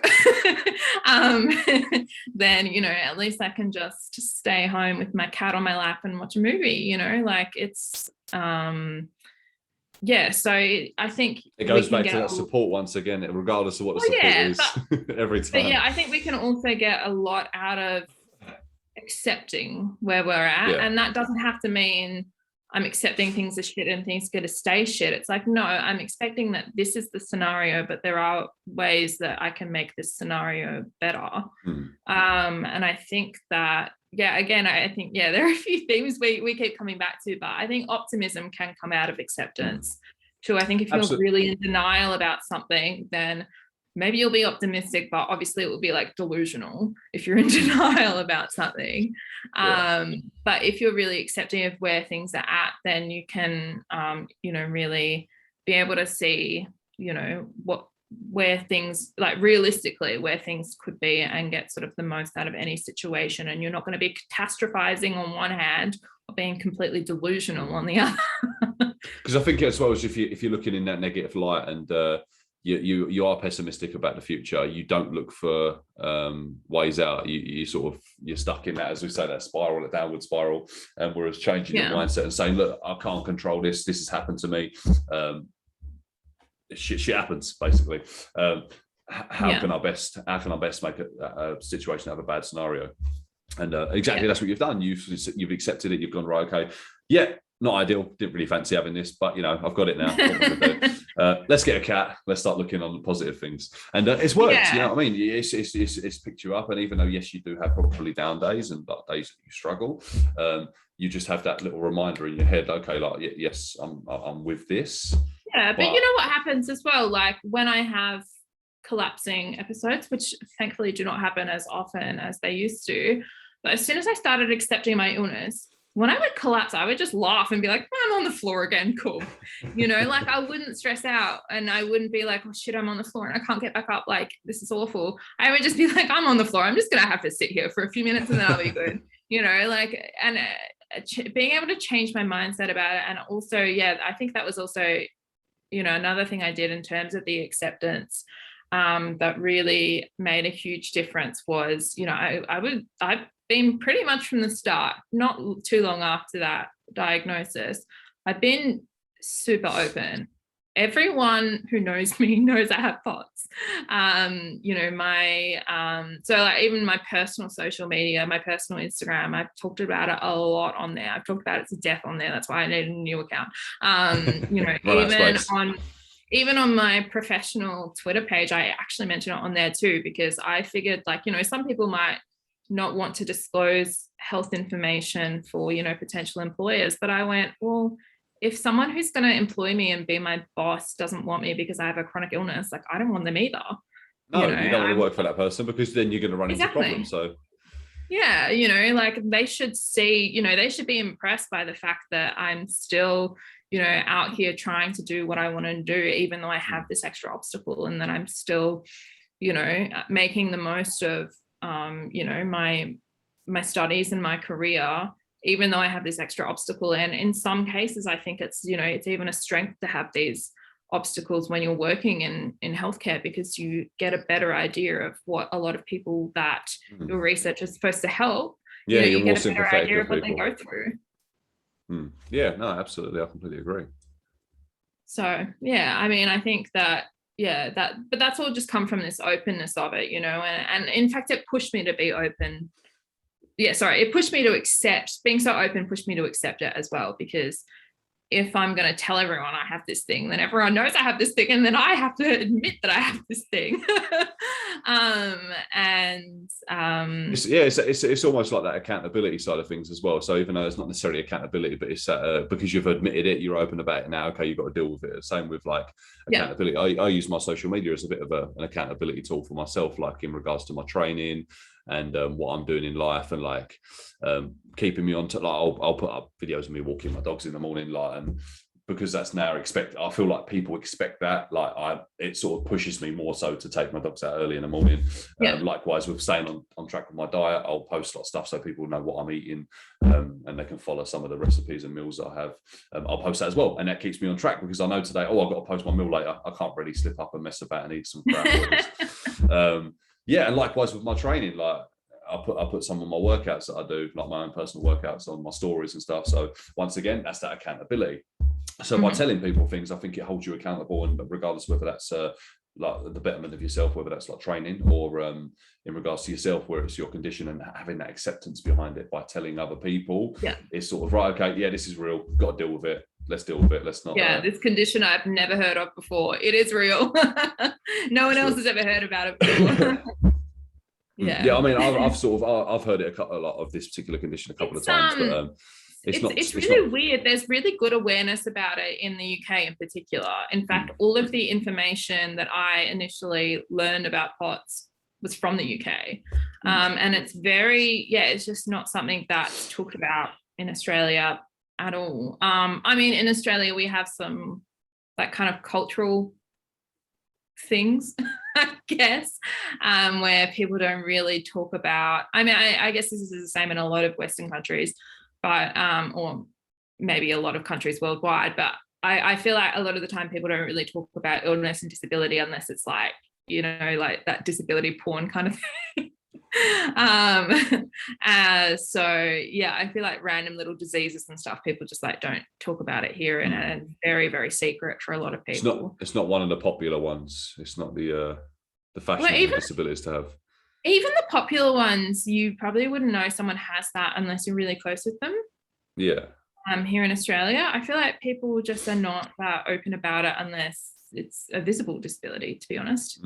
I feel like invisible disabilities are truly invisible in Australia.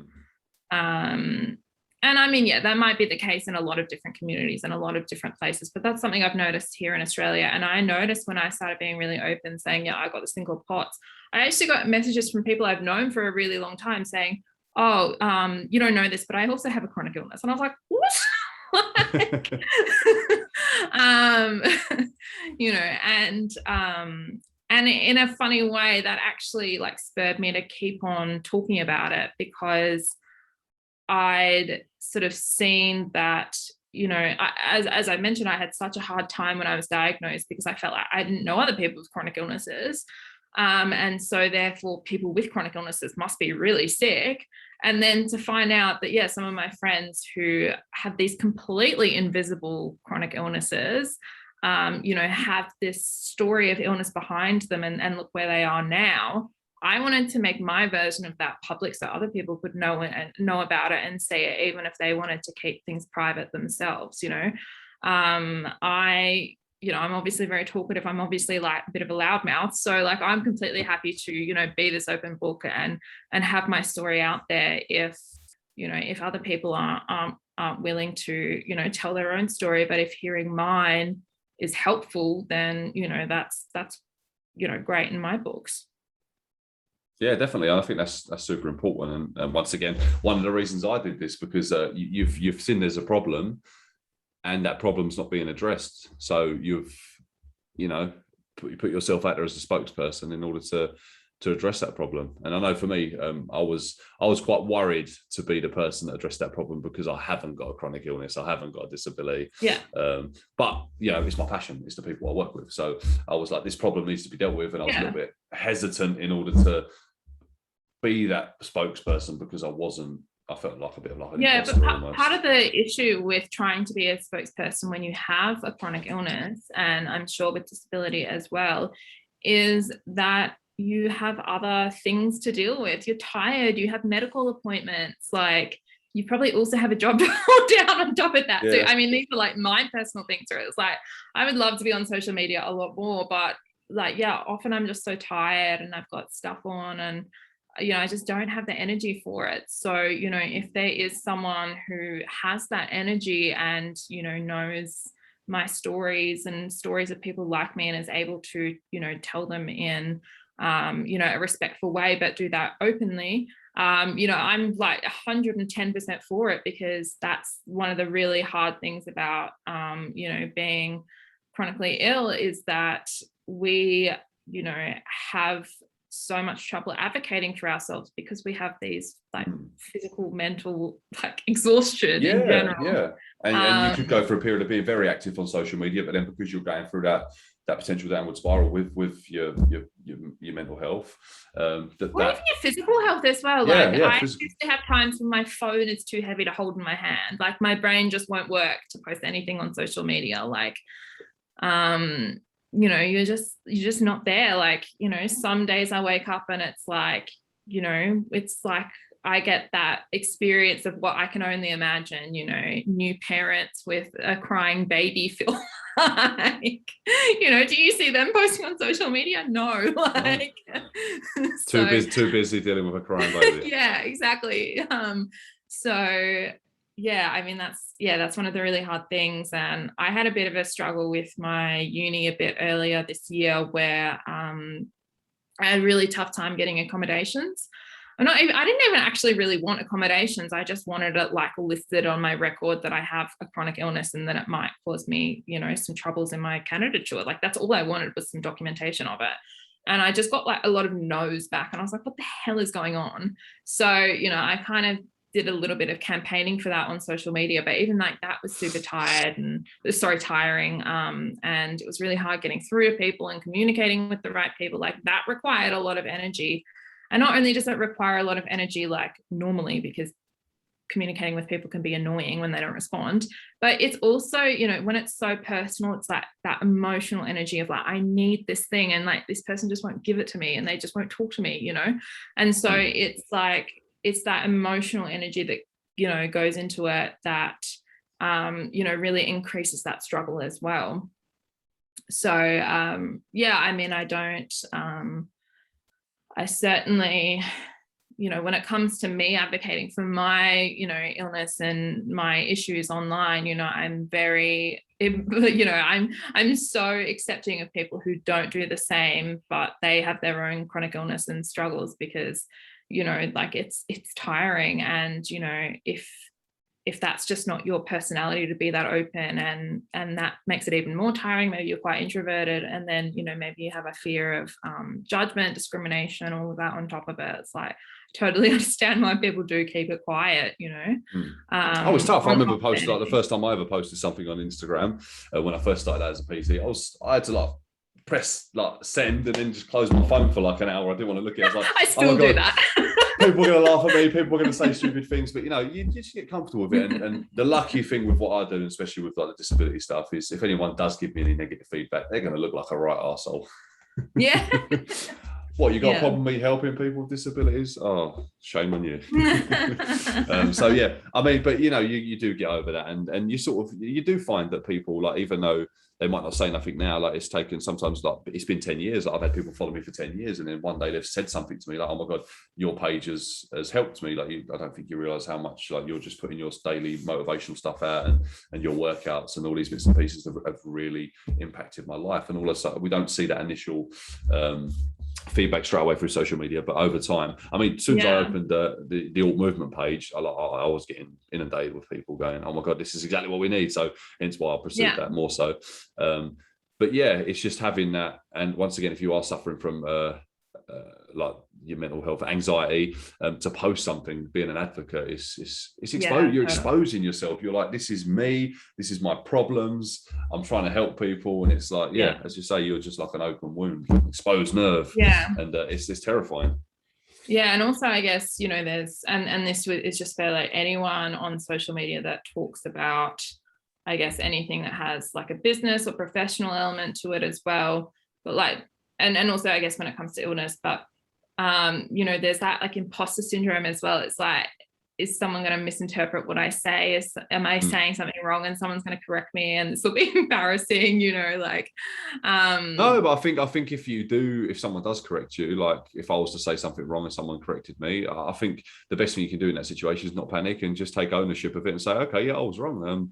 Totally. Oh no, I think I phrased that a little bit wrong there, but no, you're right. These are the exact thoughts that I had through my head when I was doing it. Like, I was concerned that someone was going to pull me up, and am I going to talk about like the anatomy and physiology wrong? Will I say something wrong about the body? Will I say something wrong about a training plan? And then another trainer is going to come in and slag me off and say, oh my God, I can't believe you said that. Look at this guy, he's an imposter. Like, he's trying to help people. He ain't got a clue what he's talking about. Like, these things, they are very real. But I think the best way to counteract or combat that is just to accept it and just say, okay, I was wrong.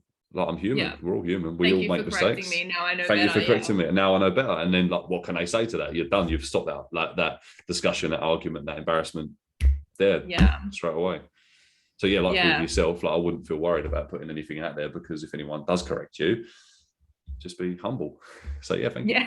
But one thing with chronic illnesses though is that you can get different disorders having the same symptoms but for different reasons and different variations on the same symptoms. And so people will sort of come at you and be like, oh, well, you're saying you have fatigue, but I have chronic fatigue disorder, and therefore, like, you don't know what fatigue is because you don't have that, you have POTS. And I'm like, I'm still tired. Like, why are you coming at me? Like, you know, you get a bit of that sometimes, like, just people just like wanting to, I guess, I don't know, prove a point about nothing. It's not a problem. I've had, to be fair, I've not been met with it too much, but I've had like one person correct me, and when I was working with one client, and they sort of corrected some of the technique the client was doing, I was like, oh no, like, I completely agree. I just messaged him back saying, I completely agree with you. You're absolutely right.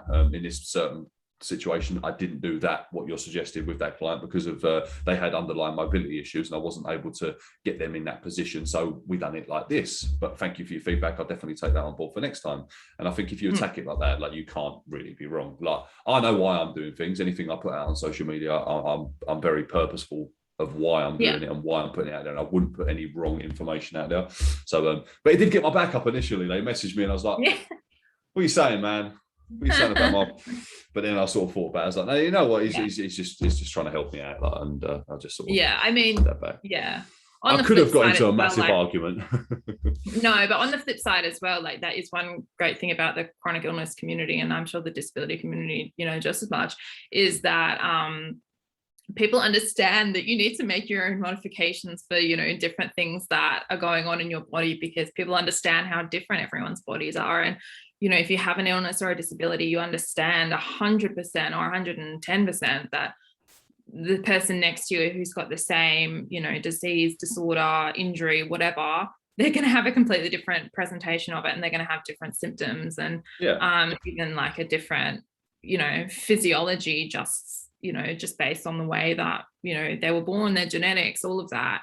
And so, you know, there's kind of like no, you know, there's no real right thing. Obviously there are certain things that are always going to be wrong, but like, you know, one thing that's like pretty funny about having POTS, and I have some like I have an issue where my stomach is like potentially has some paralysis, something we're sort of checking out a bit. So I've been having some issues with digesting food, and one of the so obviously the first thing is with POTS, you know, because when you have low blood pressure, you want to increase your blood pressure. Often you're told to eat more salt.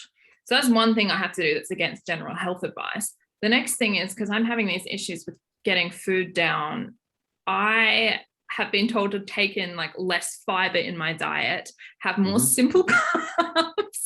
Basically, my diet is like trash, basically, compared to, you know, what is supposed to be, you know, an average like health advice, you know, from the government, you know, which is like reduce your salt intake, reduce your simple sugars, simple carbs, take in more fiber. And then, you know, in my case, my doctors are like, have more salt, have less fiber.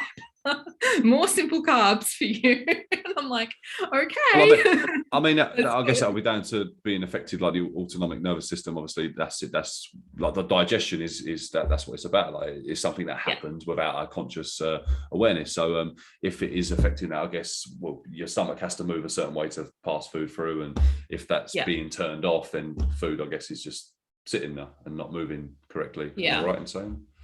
Yeah, and yeah, I get quite a lot of nausea as well. So I mean, yeah, like what me and my doctor sometimes talk about is like, if it's a choice between like, let's say I have 3 choices with what I eat. I've got some type of healthy food, I've got an unhealthy food, and then the third choice is nothing. Obviously I don't want to eat nothing. So we're going to put that finger down. I have to eat something, right? And then if my choice is between a healthy food that's like full of fiber but also full of vitamins, all that good stuff, you know, let's say it's a huge apple, whatever it is, you know, there's that, but that might make me throw up. And then maybe there's a piece of bread. And, you know, it's just, maybe it's also, I don't know, it's a highly processed bread. It's bleached white bread. I don't know why I'd had that in my home, but let's say that I do in this example. You know, out of those 3 things, you know, whether it's not eating anything, going without food, or having something healthy, or having something like less healthy, I'm going to go for the less healthy option, because then I'm getting some energy into my body that my body can actually take. Like literally some days I will have chocolate for breakfast, because my body's like, no, you're not going to have anything else. You're going to have this one small thing that's full of calories, and you'll just get energy that way, rather than trying to, you know, have something that's, you know, more like voluminous, because it's got all that fiber and water in it that's going to fill up your stomach, and you're not going to be able to digest it, and you'll throw it back up anyway, you know. So sometimes it's like, it really is about adapting things to what your body can and can't do. And if that goes against general health advice, but it's the best thing for you, then you got to do it, you know. So yeah, my doctor was like, I don't care if you have chocolate for breakfast, like I'd rather you have chocolate than nothing. And I was like, yeah, same. I mean, like sugar and chocolate is not necessarily a bad thing. It's always demonized a lot. I mean, it's not great because people consume a lot of it, but it's not a bad thing. But your body does convert carbs and stuff into glucose anyway, and it's used in the body. So so it's just, obviously you're taking that process of digestion, which is turning it into that. And obviously if your stomach's not able to digest the food correctly and pass it through properly, then so like obviously, like when it comes to, you know, GI and the general advice around you know, high GI versus low GI foods is to have, you know, the low GI, so that, you know, you get that slow release of blood glucose. But like if you're simply like not even digesting the food, then you're not going to get any of that glucose, right? And so for me, like if I've got a hit of something that's like high GI and I can at least digest it, then I'll at least have that energy. And so, yeah, there's been like a lot of trial and error, like especially I've had these issues come up really the last few months in particular, which is really strange. I don't know why they've suddenly come up now, but it's just sort of been my new thing to deal with. And yeah, so it's just been like a lot of like trial and error of like, okay, how much of this type of food that I like can I have? How much of, because I'm actually really typically like a healthy eater. I eat like a vegan diet, so cutting down my fiber is difficult. Yeah. And so it's like, all right, how much of this type of food can I like, you know, adapt down? Like, you know, if my normal breakfast, so my normal breakfast would be like a bowl of oats with some protein powder and some berries. There's a lot of fiber in that, right? Like if I'm having like 70 grams of oats because I want a big breakfast, then it's like, I calculated it, it was something like 15 grams of fiber, something, you know, like really intense for like one meal. And I'm like, all right, I'm gonna have to have like at least half of that, if not a quarter, save the rest till later. Like I'm probably just better off like having a piece of toast, to be honest. You know, so yeah, it's funny, like these rules that, you know, this is so ingrained in us, all this health advice, especially if you are someone who's health conscious as well. And then you have to like kind of relearn a new normal. Is like, you know, quite an interesting thing when, yeah, your body's just a vegan diet's a tough diet to follow anyway, and then once again making it fun and enjoyable to actually eat could be a little bit challenging. I've been vegan actually a really long time, so yeah, I was vegetarian since I was a kid. I just never wanted to eat meat. As a kid, I was just a stubborn kid. And then in like my very early 20s, like about maybe 21, I sort of had this feeling like, well, if I'm going to be vegetarian, then, and I didn't eat a lot of dairy products anyway, and didn't really like eggs that much. I was like, well, if I'm going to be a vegetarian, and if I'm going to, you know, do the most like for animals and the environment, like I might as well just go vegan. So I did. And it's been, so that was when I was 21. So it's been about 5 years or a bit more over, maybe 5.5 years now. So it's very much just like normal daily life for me to eat a vegan diet. But and you know, obviously, yeah, being a very like health conscious person, like I'm very aware of, you know, the macro and micronutrients that I'm getting, but maybe not so much anymore now. I have to like have like a piece of toast for a meal, but like you know, at least when you know, in the first few years of being vegan, it was a lot of like, trying out different things, making sure I was getting adequate protein, B12, iron, all the things that, you know, can be lacking from vegan diets, and making sure that didn't happen to me. So, you know, I've sort of worked out my way around all those things very easily, and I can't picture myself going back to, certainly not ever eating meat, because I haven't eaten that for like 15 years now.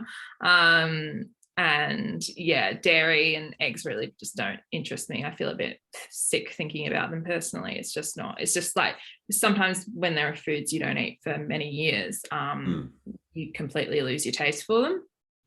And that's happened to me with animal products. So I can't really picture going back to eating them. So and now I just have to try to make a vegan diet, low fiber somehow. Yeah, that's got to be crazy difficult. I mean, I've never had any issues with. I eat meat myself, but I do have meals with just vegetables. I do have meals with potentially just meat, but it really depends on this. I imagine it's trying to keep it interesting as well, at the same time as making it tasty as well. Because if you can't have all the fiber and stuff, what can you really have? That could be a great thing you could share on your social media page. I know that would be interesting for people to see how to do a vegan diet with no fiber or low fiber. Cardboard. You can have cardboard for breakfast. No, I think it's more like, for me, it's definitely more about like having things in smaller portions with higher levels of fat. But obviously you can't do like vegan keto, like, and I still eat like a lot of carbs, but it's just like having things in smaller portions. So like the last thing I ate was like a single piece of toast with bread and a banana. Like that was my meal. But I'll just eat again in a couple of hours. And so like I'm getting, you know, I'm still going to get like the calories I need throughout the day. It's just in these smaller portions so that my stomach can take it, digest it, and then like move on. And then, you know, there are also like other little like tips and tricks about how to go about it, like spacing out water and liquid intake so you don't get that at the same time as food. So your stomach, again, has time to just go through everything, you know, as it needs. You just get like these huge dumps of like a lot of things at once. Which that would really 100% be me. That used to be me as well. Like, I'm that typical like person that like, you know, I can just go hours without eating, just like forget to eat and then just like, you know, binge everything. Like that was just what I used to be like my whole early 20s and teen years, just like not eat the whole day, just forget to eat and then like make a feast basically. But so I've had to completely reverse that because otherwise, I just have these blood sugar crashes.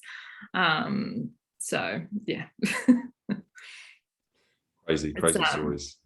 Yeah, so like, yeah, there can just be like so many adjustments, I guess, you have to make when you have something like POTS or really any other illness that, you know, just sort of comes by surprise, I guess.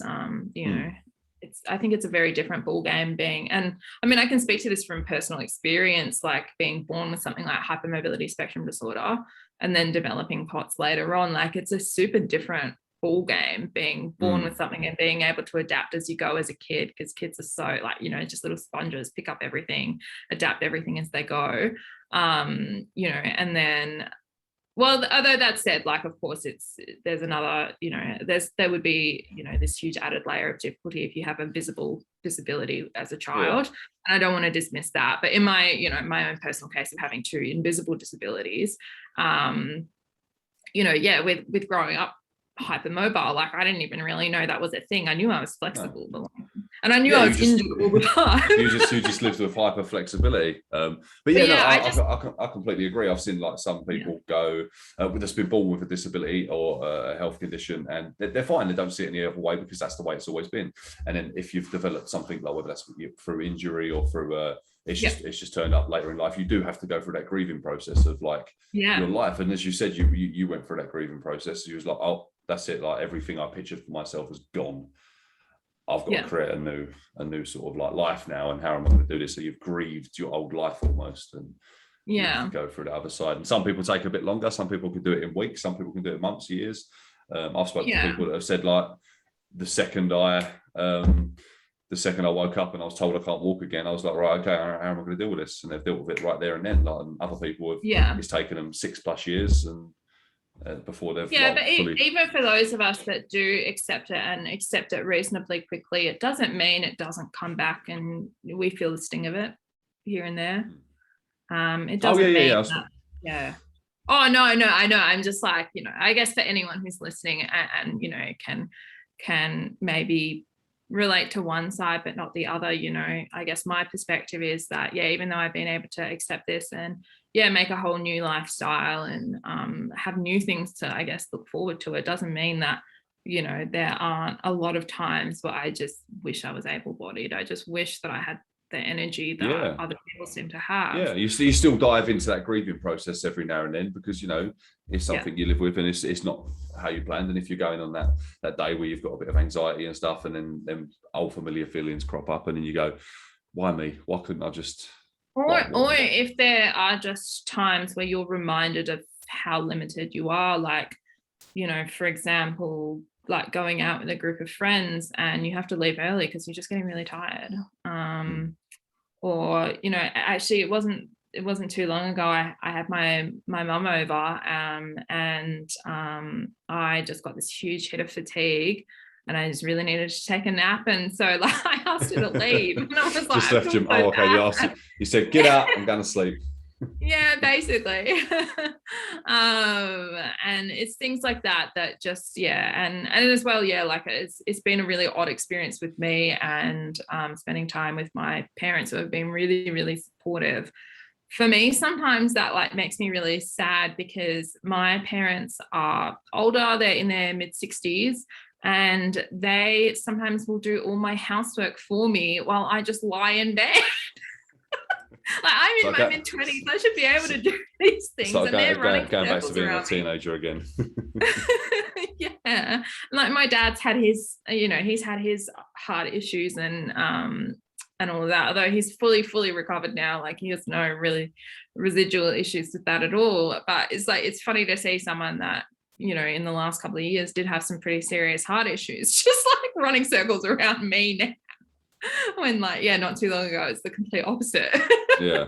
So yeah, there are things like that where it's like, I almost wish that I was like a healthy 60-something-year-old rather than an unhealthy 20-year-old. Like there are some things that just like, yeah, really remind you of your limits, and it just it kind of sucks. You know, and there's no two ways about that. It's just it is. But it's all about the perspective as well, and how you can sort of change your perspective on how you look at things, and how you can sort of overcome them obstacles, I guess. And I think you've probably got quite a good handle on it all, by the sounds of it. Yeah, well, I hope so. But yeah, it doesn't mean like, yeah, you don't have hard days. But I guess that's, you know, that's like everyone to some degree is going to go through that, you know, because it's just like, you know, comparison is always going to be the thief of joy. Like even if I was able-bodied, maybe I'd have more like body dysmorphia, and I'd be like, oh, well, I don't like, you know, that woman, and therefore there's still something wrong with me. Or, you know, maybe I'm not as smart as someone else in my PhD program, and there's something wrong with me. And, you know, you're always just going to compare to someone that's got something that you don't have. And so, yeah, although that said, like, I feel like there's definitely a challenge where you live in a world that's, you know, designed for a certain type of able-bodied person, and when you're not that, it's obvious. But it's more noticeable, I think, for yourself in them situations when you do live with an illness. Yeah, for sure. And I mean, it's interesting as well how things can intersect as well, because, you know, I guess going back to the stuff about, you know, body image we were talking about at the start, you know, that can have this really interesting playoff effect, especially with invisible illnesses, because often one of the only visible things that changes with an invisible illness, and in either direction, is your weight. For me, I've gained weight. I know a lot of people lose weight. And you look different, but the only way is your weight. And so, you know, if you've lost a lot of weight, you know, you might get assumptions about your mental health and having an eating disorder and things like that. If you've gained weight, people might just like think you're lazy, and, you know, what's that term people use? Oh yeah, like, let yourself go, like those kinds of things. And so, yeah, the only thing that's a clear visible change when you know, have an invisible illness is, you know, these body image issues that we're conditioned from the day we're born to you know, take to heart. And I think that's another thing I'm like quite passionate about when it comes to, I guess, talking about exercise with people who have chronic illness, and having my background in mental health, is reminding people that exercise isn't all about weight loss. Like when I sort of brought up the idea to a few people, you know, about having like an Instagram, like about you know, chronic illness and weightlifting and exercise, and how I do what I do. Like, you know, there were a few comments like, oh, I'd love to know more about that so I can lose weight. And I'm like, that's not, like, your body is not ready to lose weight. Like mine isn't. You know, I may, you know, have some weight to lose, especially compared to, you know, a weight I used to be at, but like my body is not ready to lose weight. I can't control my blood pressure and my blood sugar. Like I'm not putting my body through that stress, you know, to lose weight. I'm doing this so I can gain muscle and feel stronger. Like I don't want to feel weaker and smaller.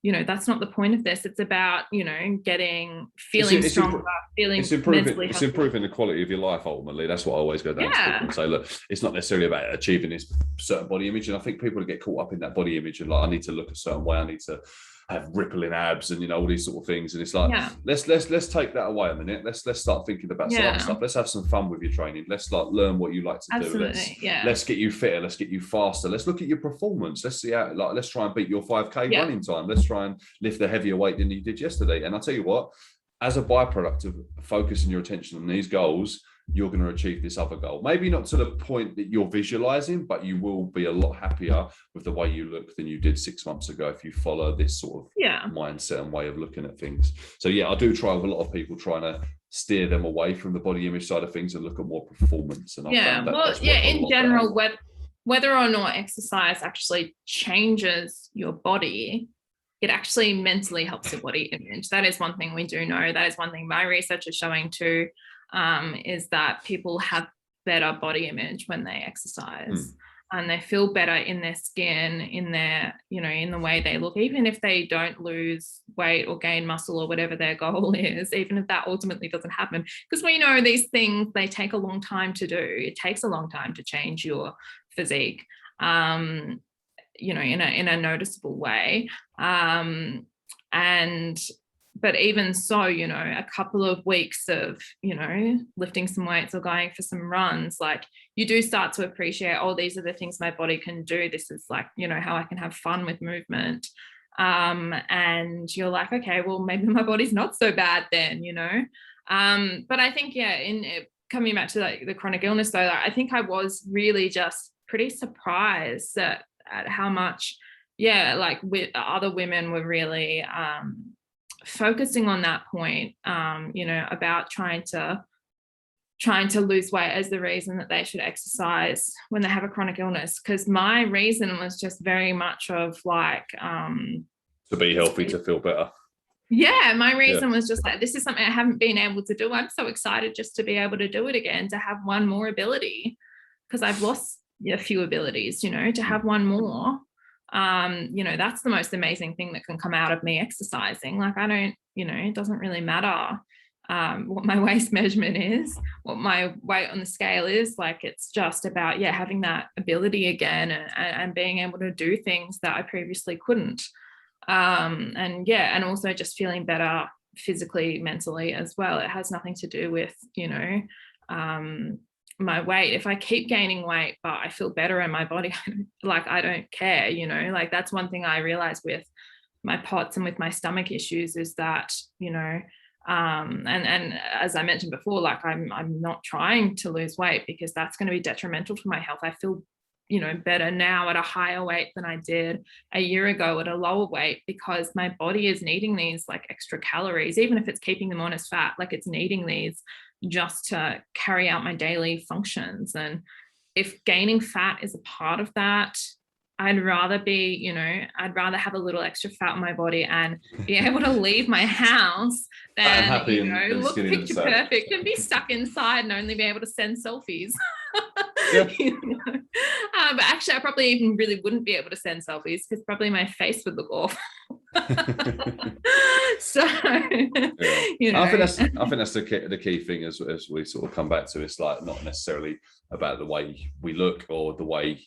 I mean, don't get me wrong. Obviously, as a byproduct of certain things, you can look a certain way, but it's all about improving that quality of life, bettering yourself, and in terms of a disability or a health condition, is to moderate or manage that health condition is the primary focus. Obviously, otherwise you're going to go in that downward spiral if you try and use that weight loss side of things. Definitely. I will have to cut our conversation. Yeah, I know. I just realised the time. Because I've hijacked my business computer and she's waiting to use it, so I'll have to jump off. But it's been awesome speaking to you anyway. So it's been great, sort of going through all like what you're doing, and I think we definitely even though we're sort of on kind of different sides of what we do professionally, there's definitely that huge crossover bit in the middle, because it all goes hand in hand. I think, that's often sort of the kind of most important point to meet is when someone is, like at a very different side. And it's great having them conversations.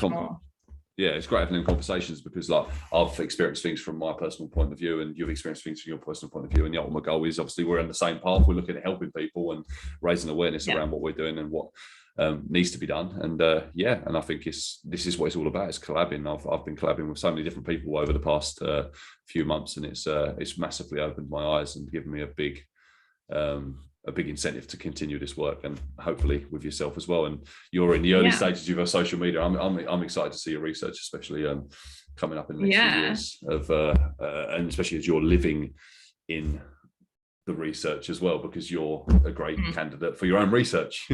Yeah. If only I could just study myself, make data collection so much easier.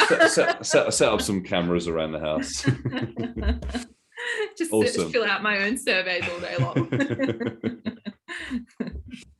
Diary entries. So we'll cut the conversation there if you're okay with that. Hopefully, absolutely. We've answered each other's stuff. But yeah, I'd love to have you on again at some point and chat to you on Zoom once you've got some new research, and if I come up with any new ideas or anything like that. And awesome. Sounds like a plan. Brilliant stuff. What time is it over there now? It's 9:30. Bedtime. Yeah.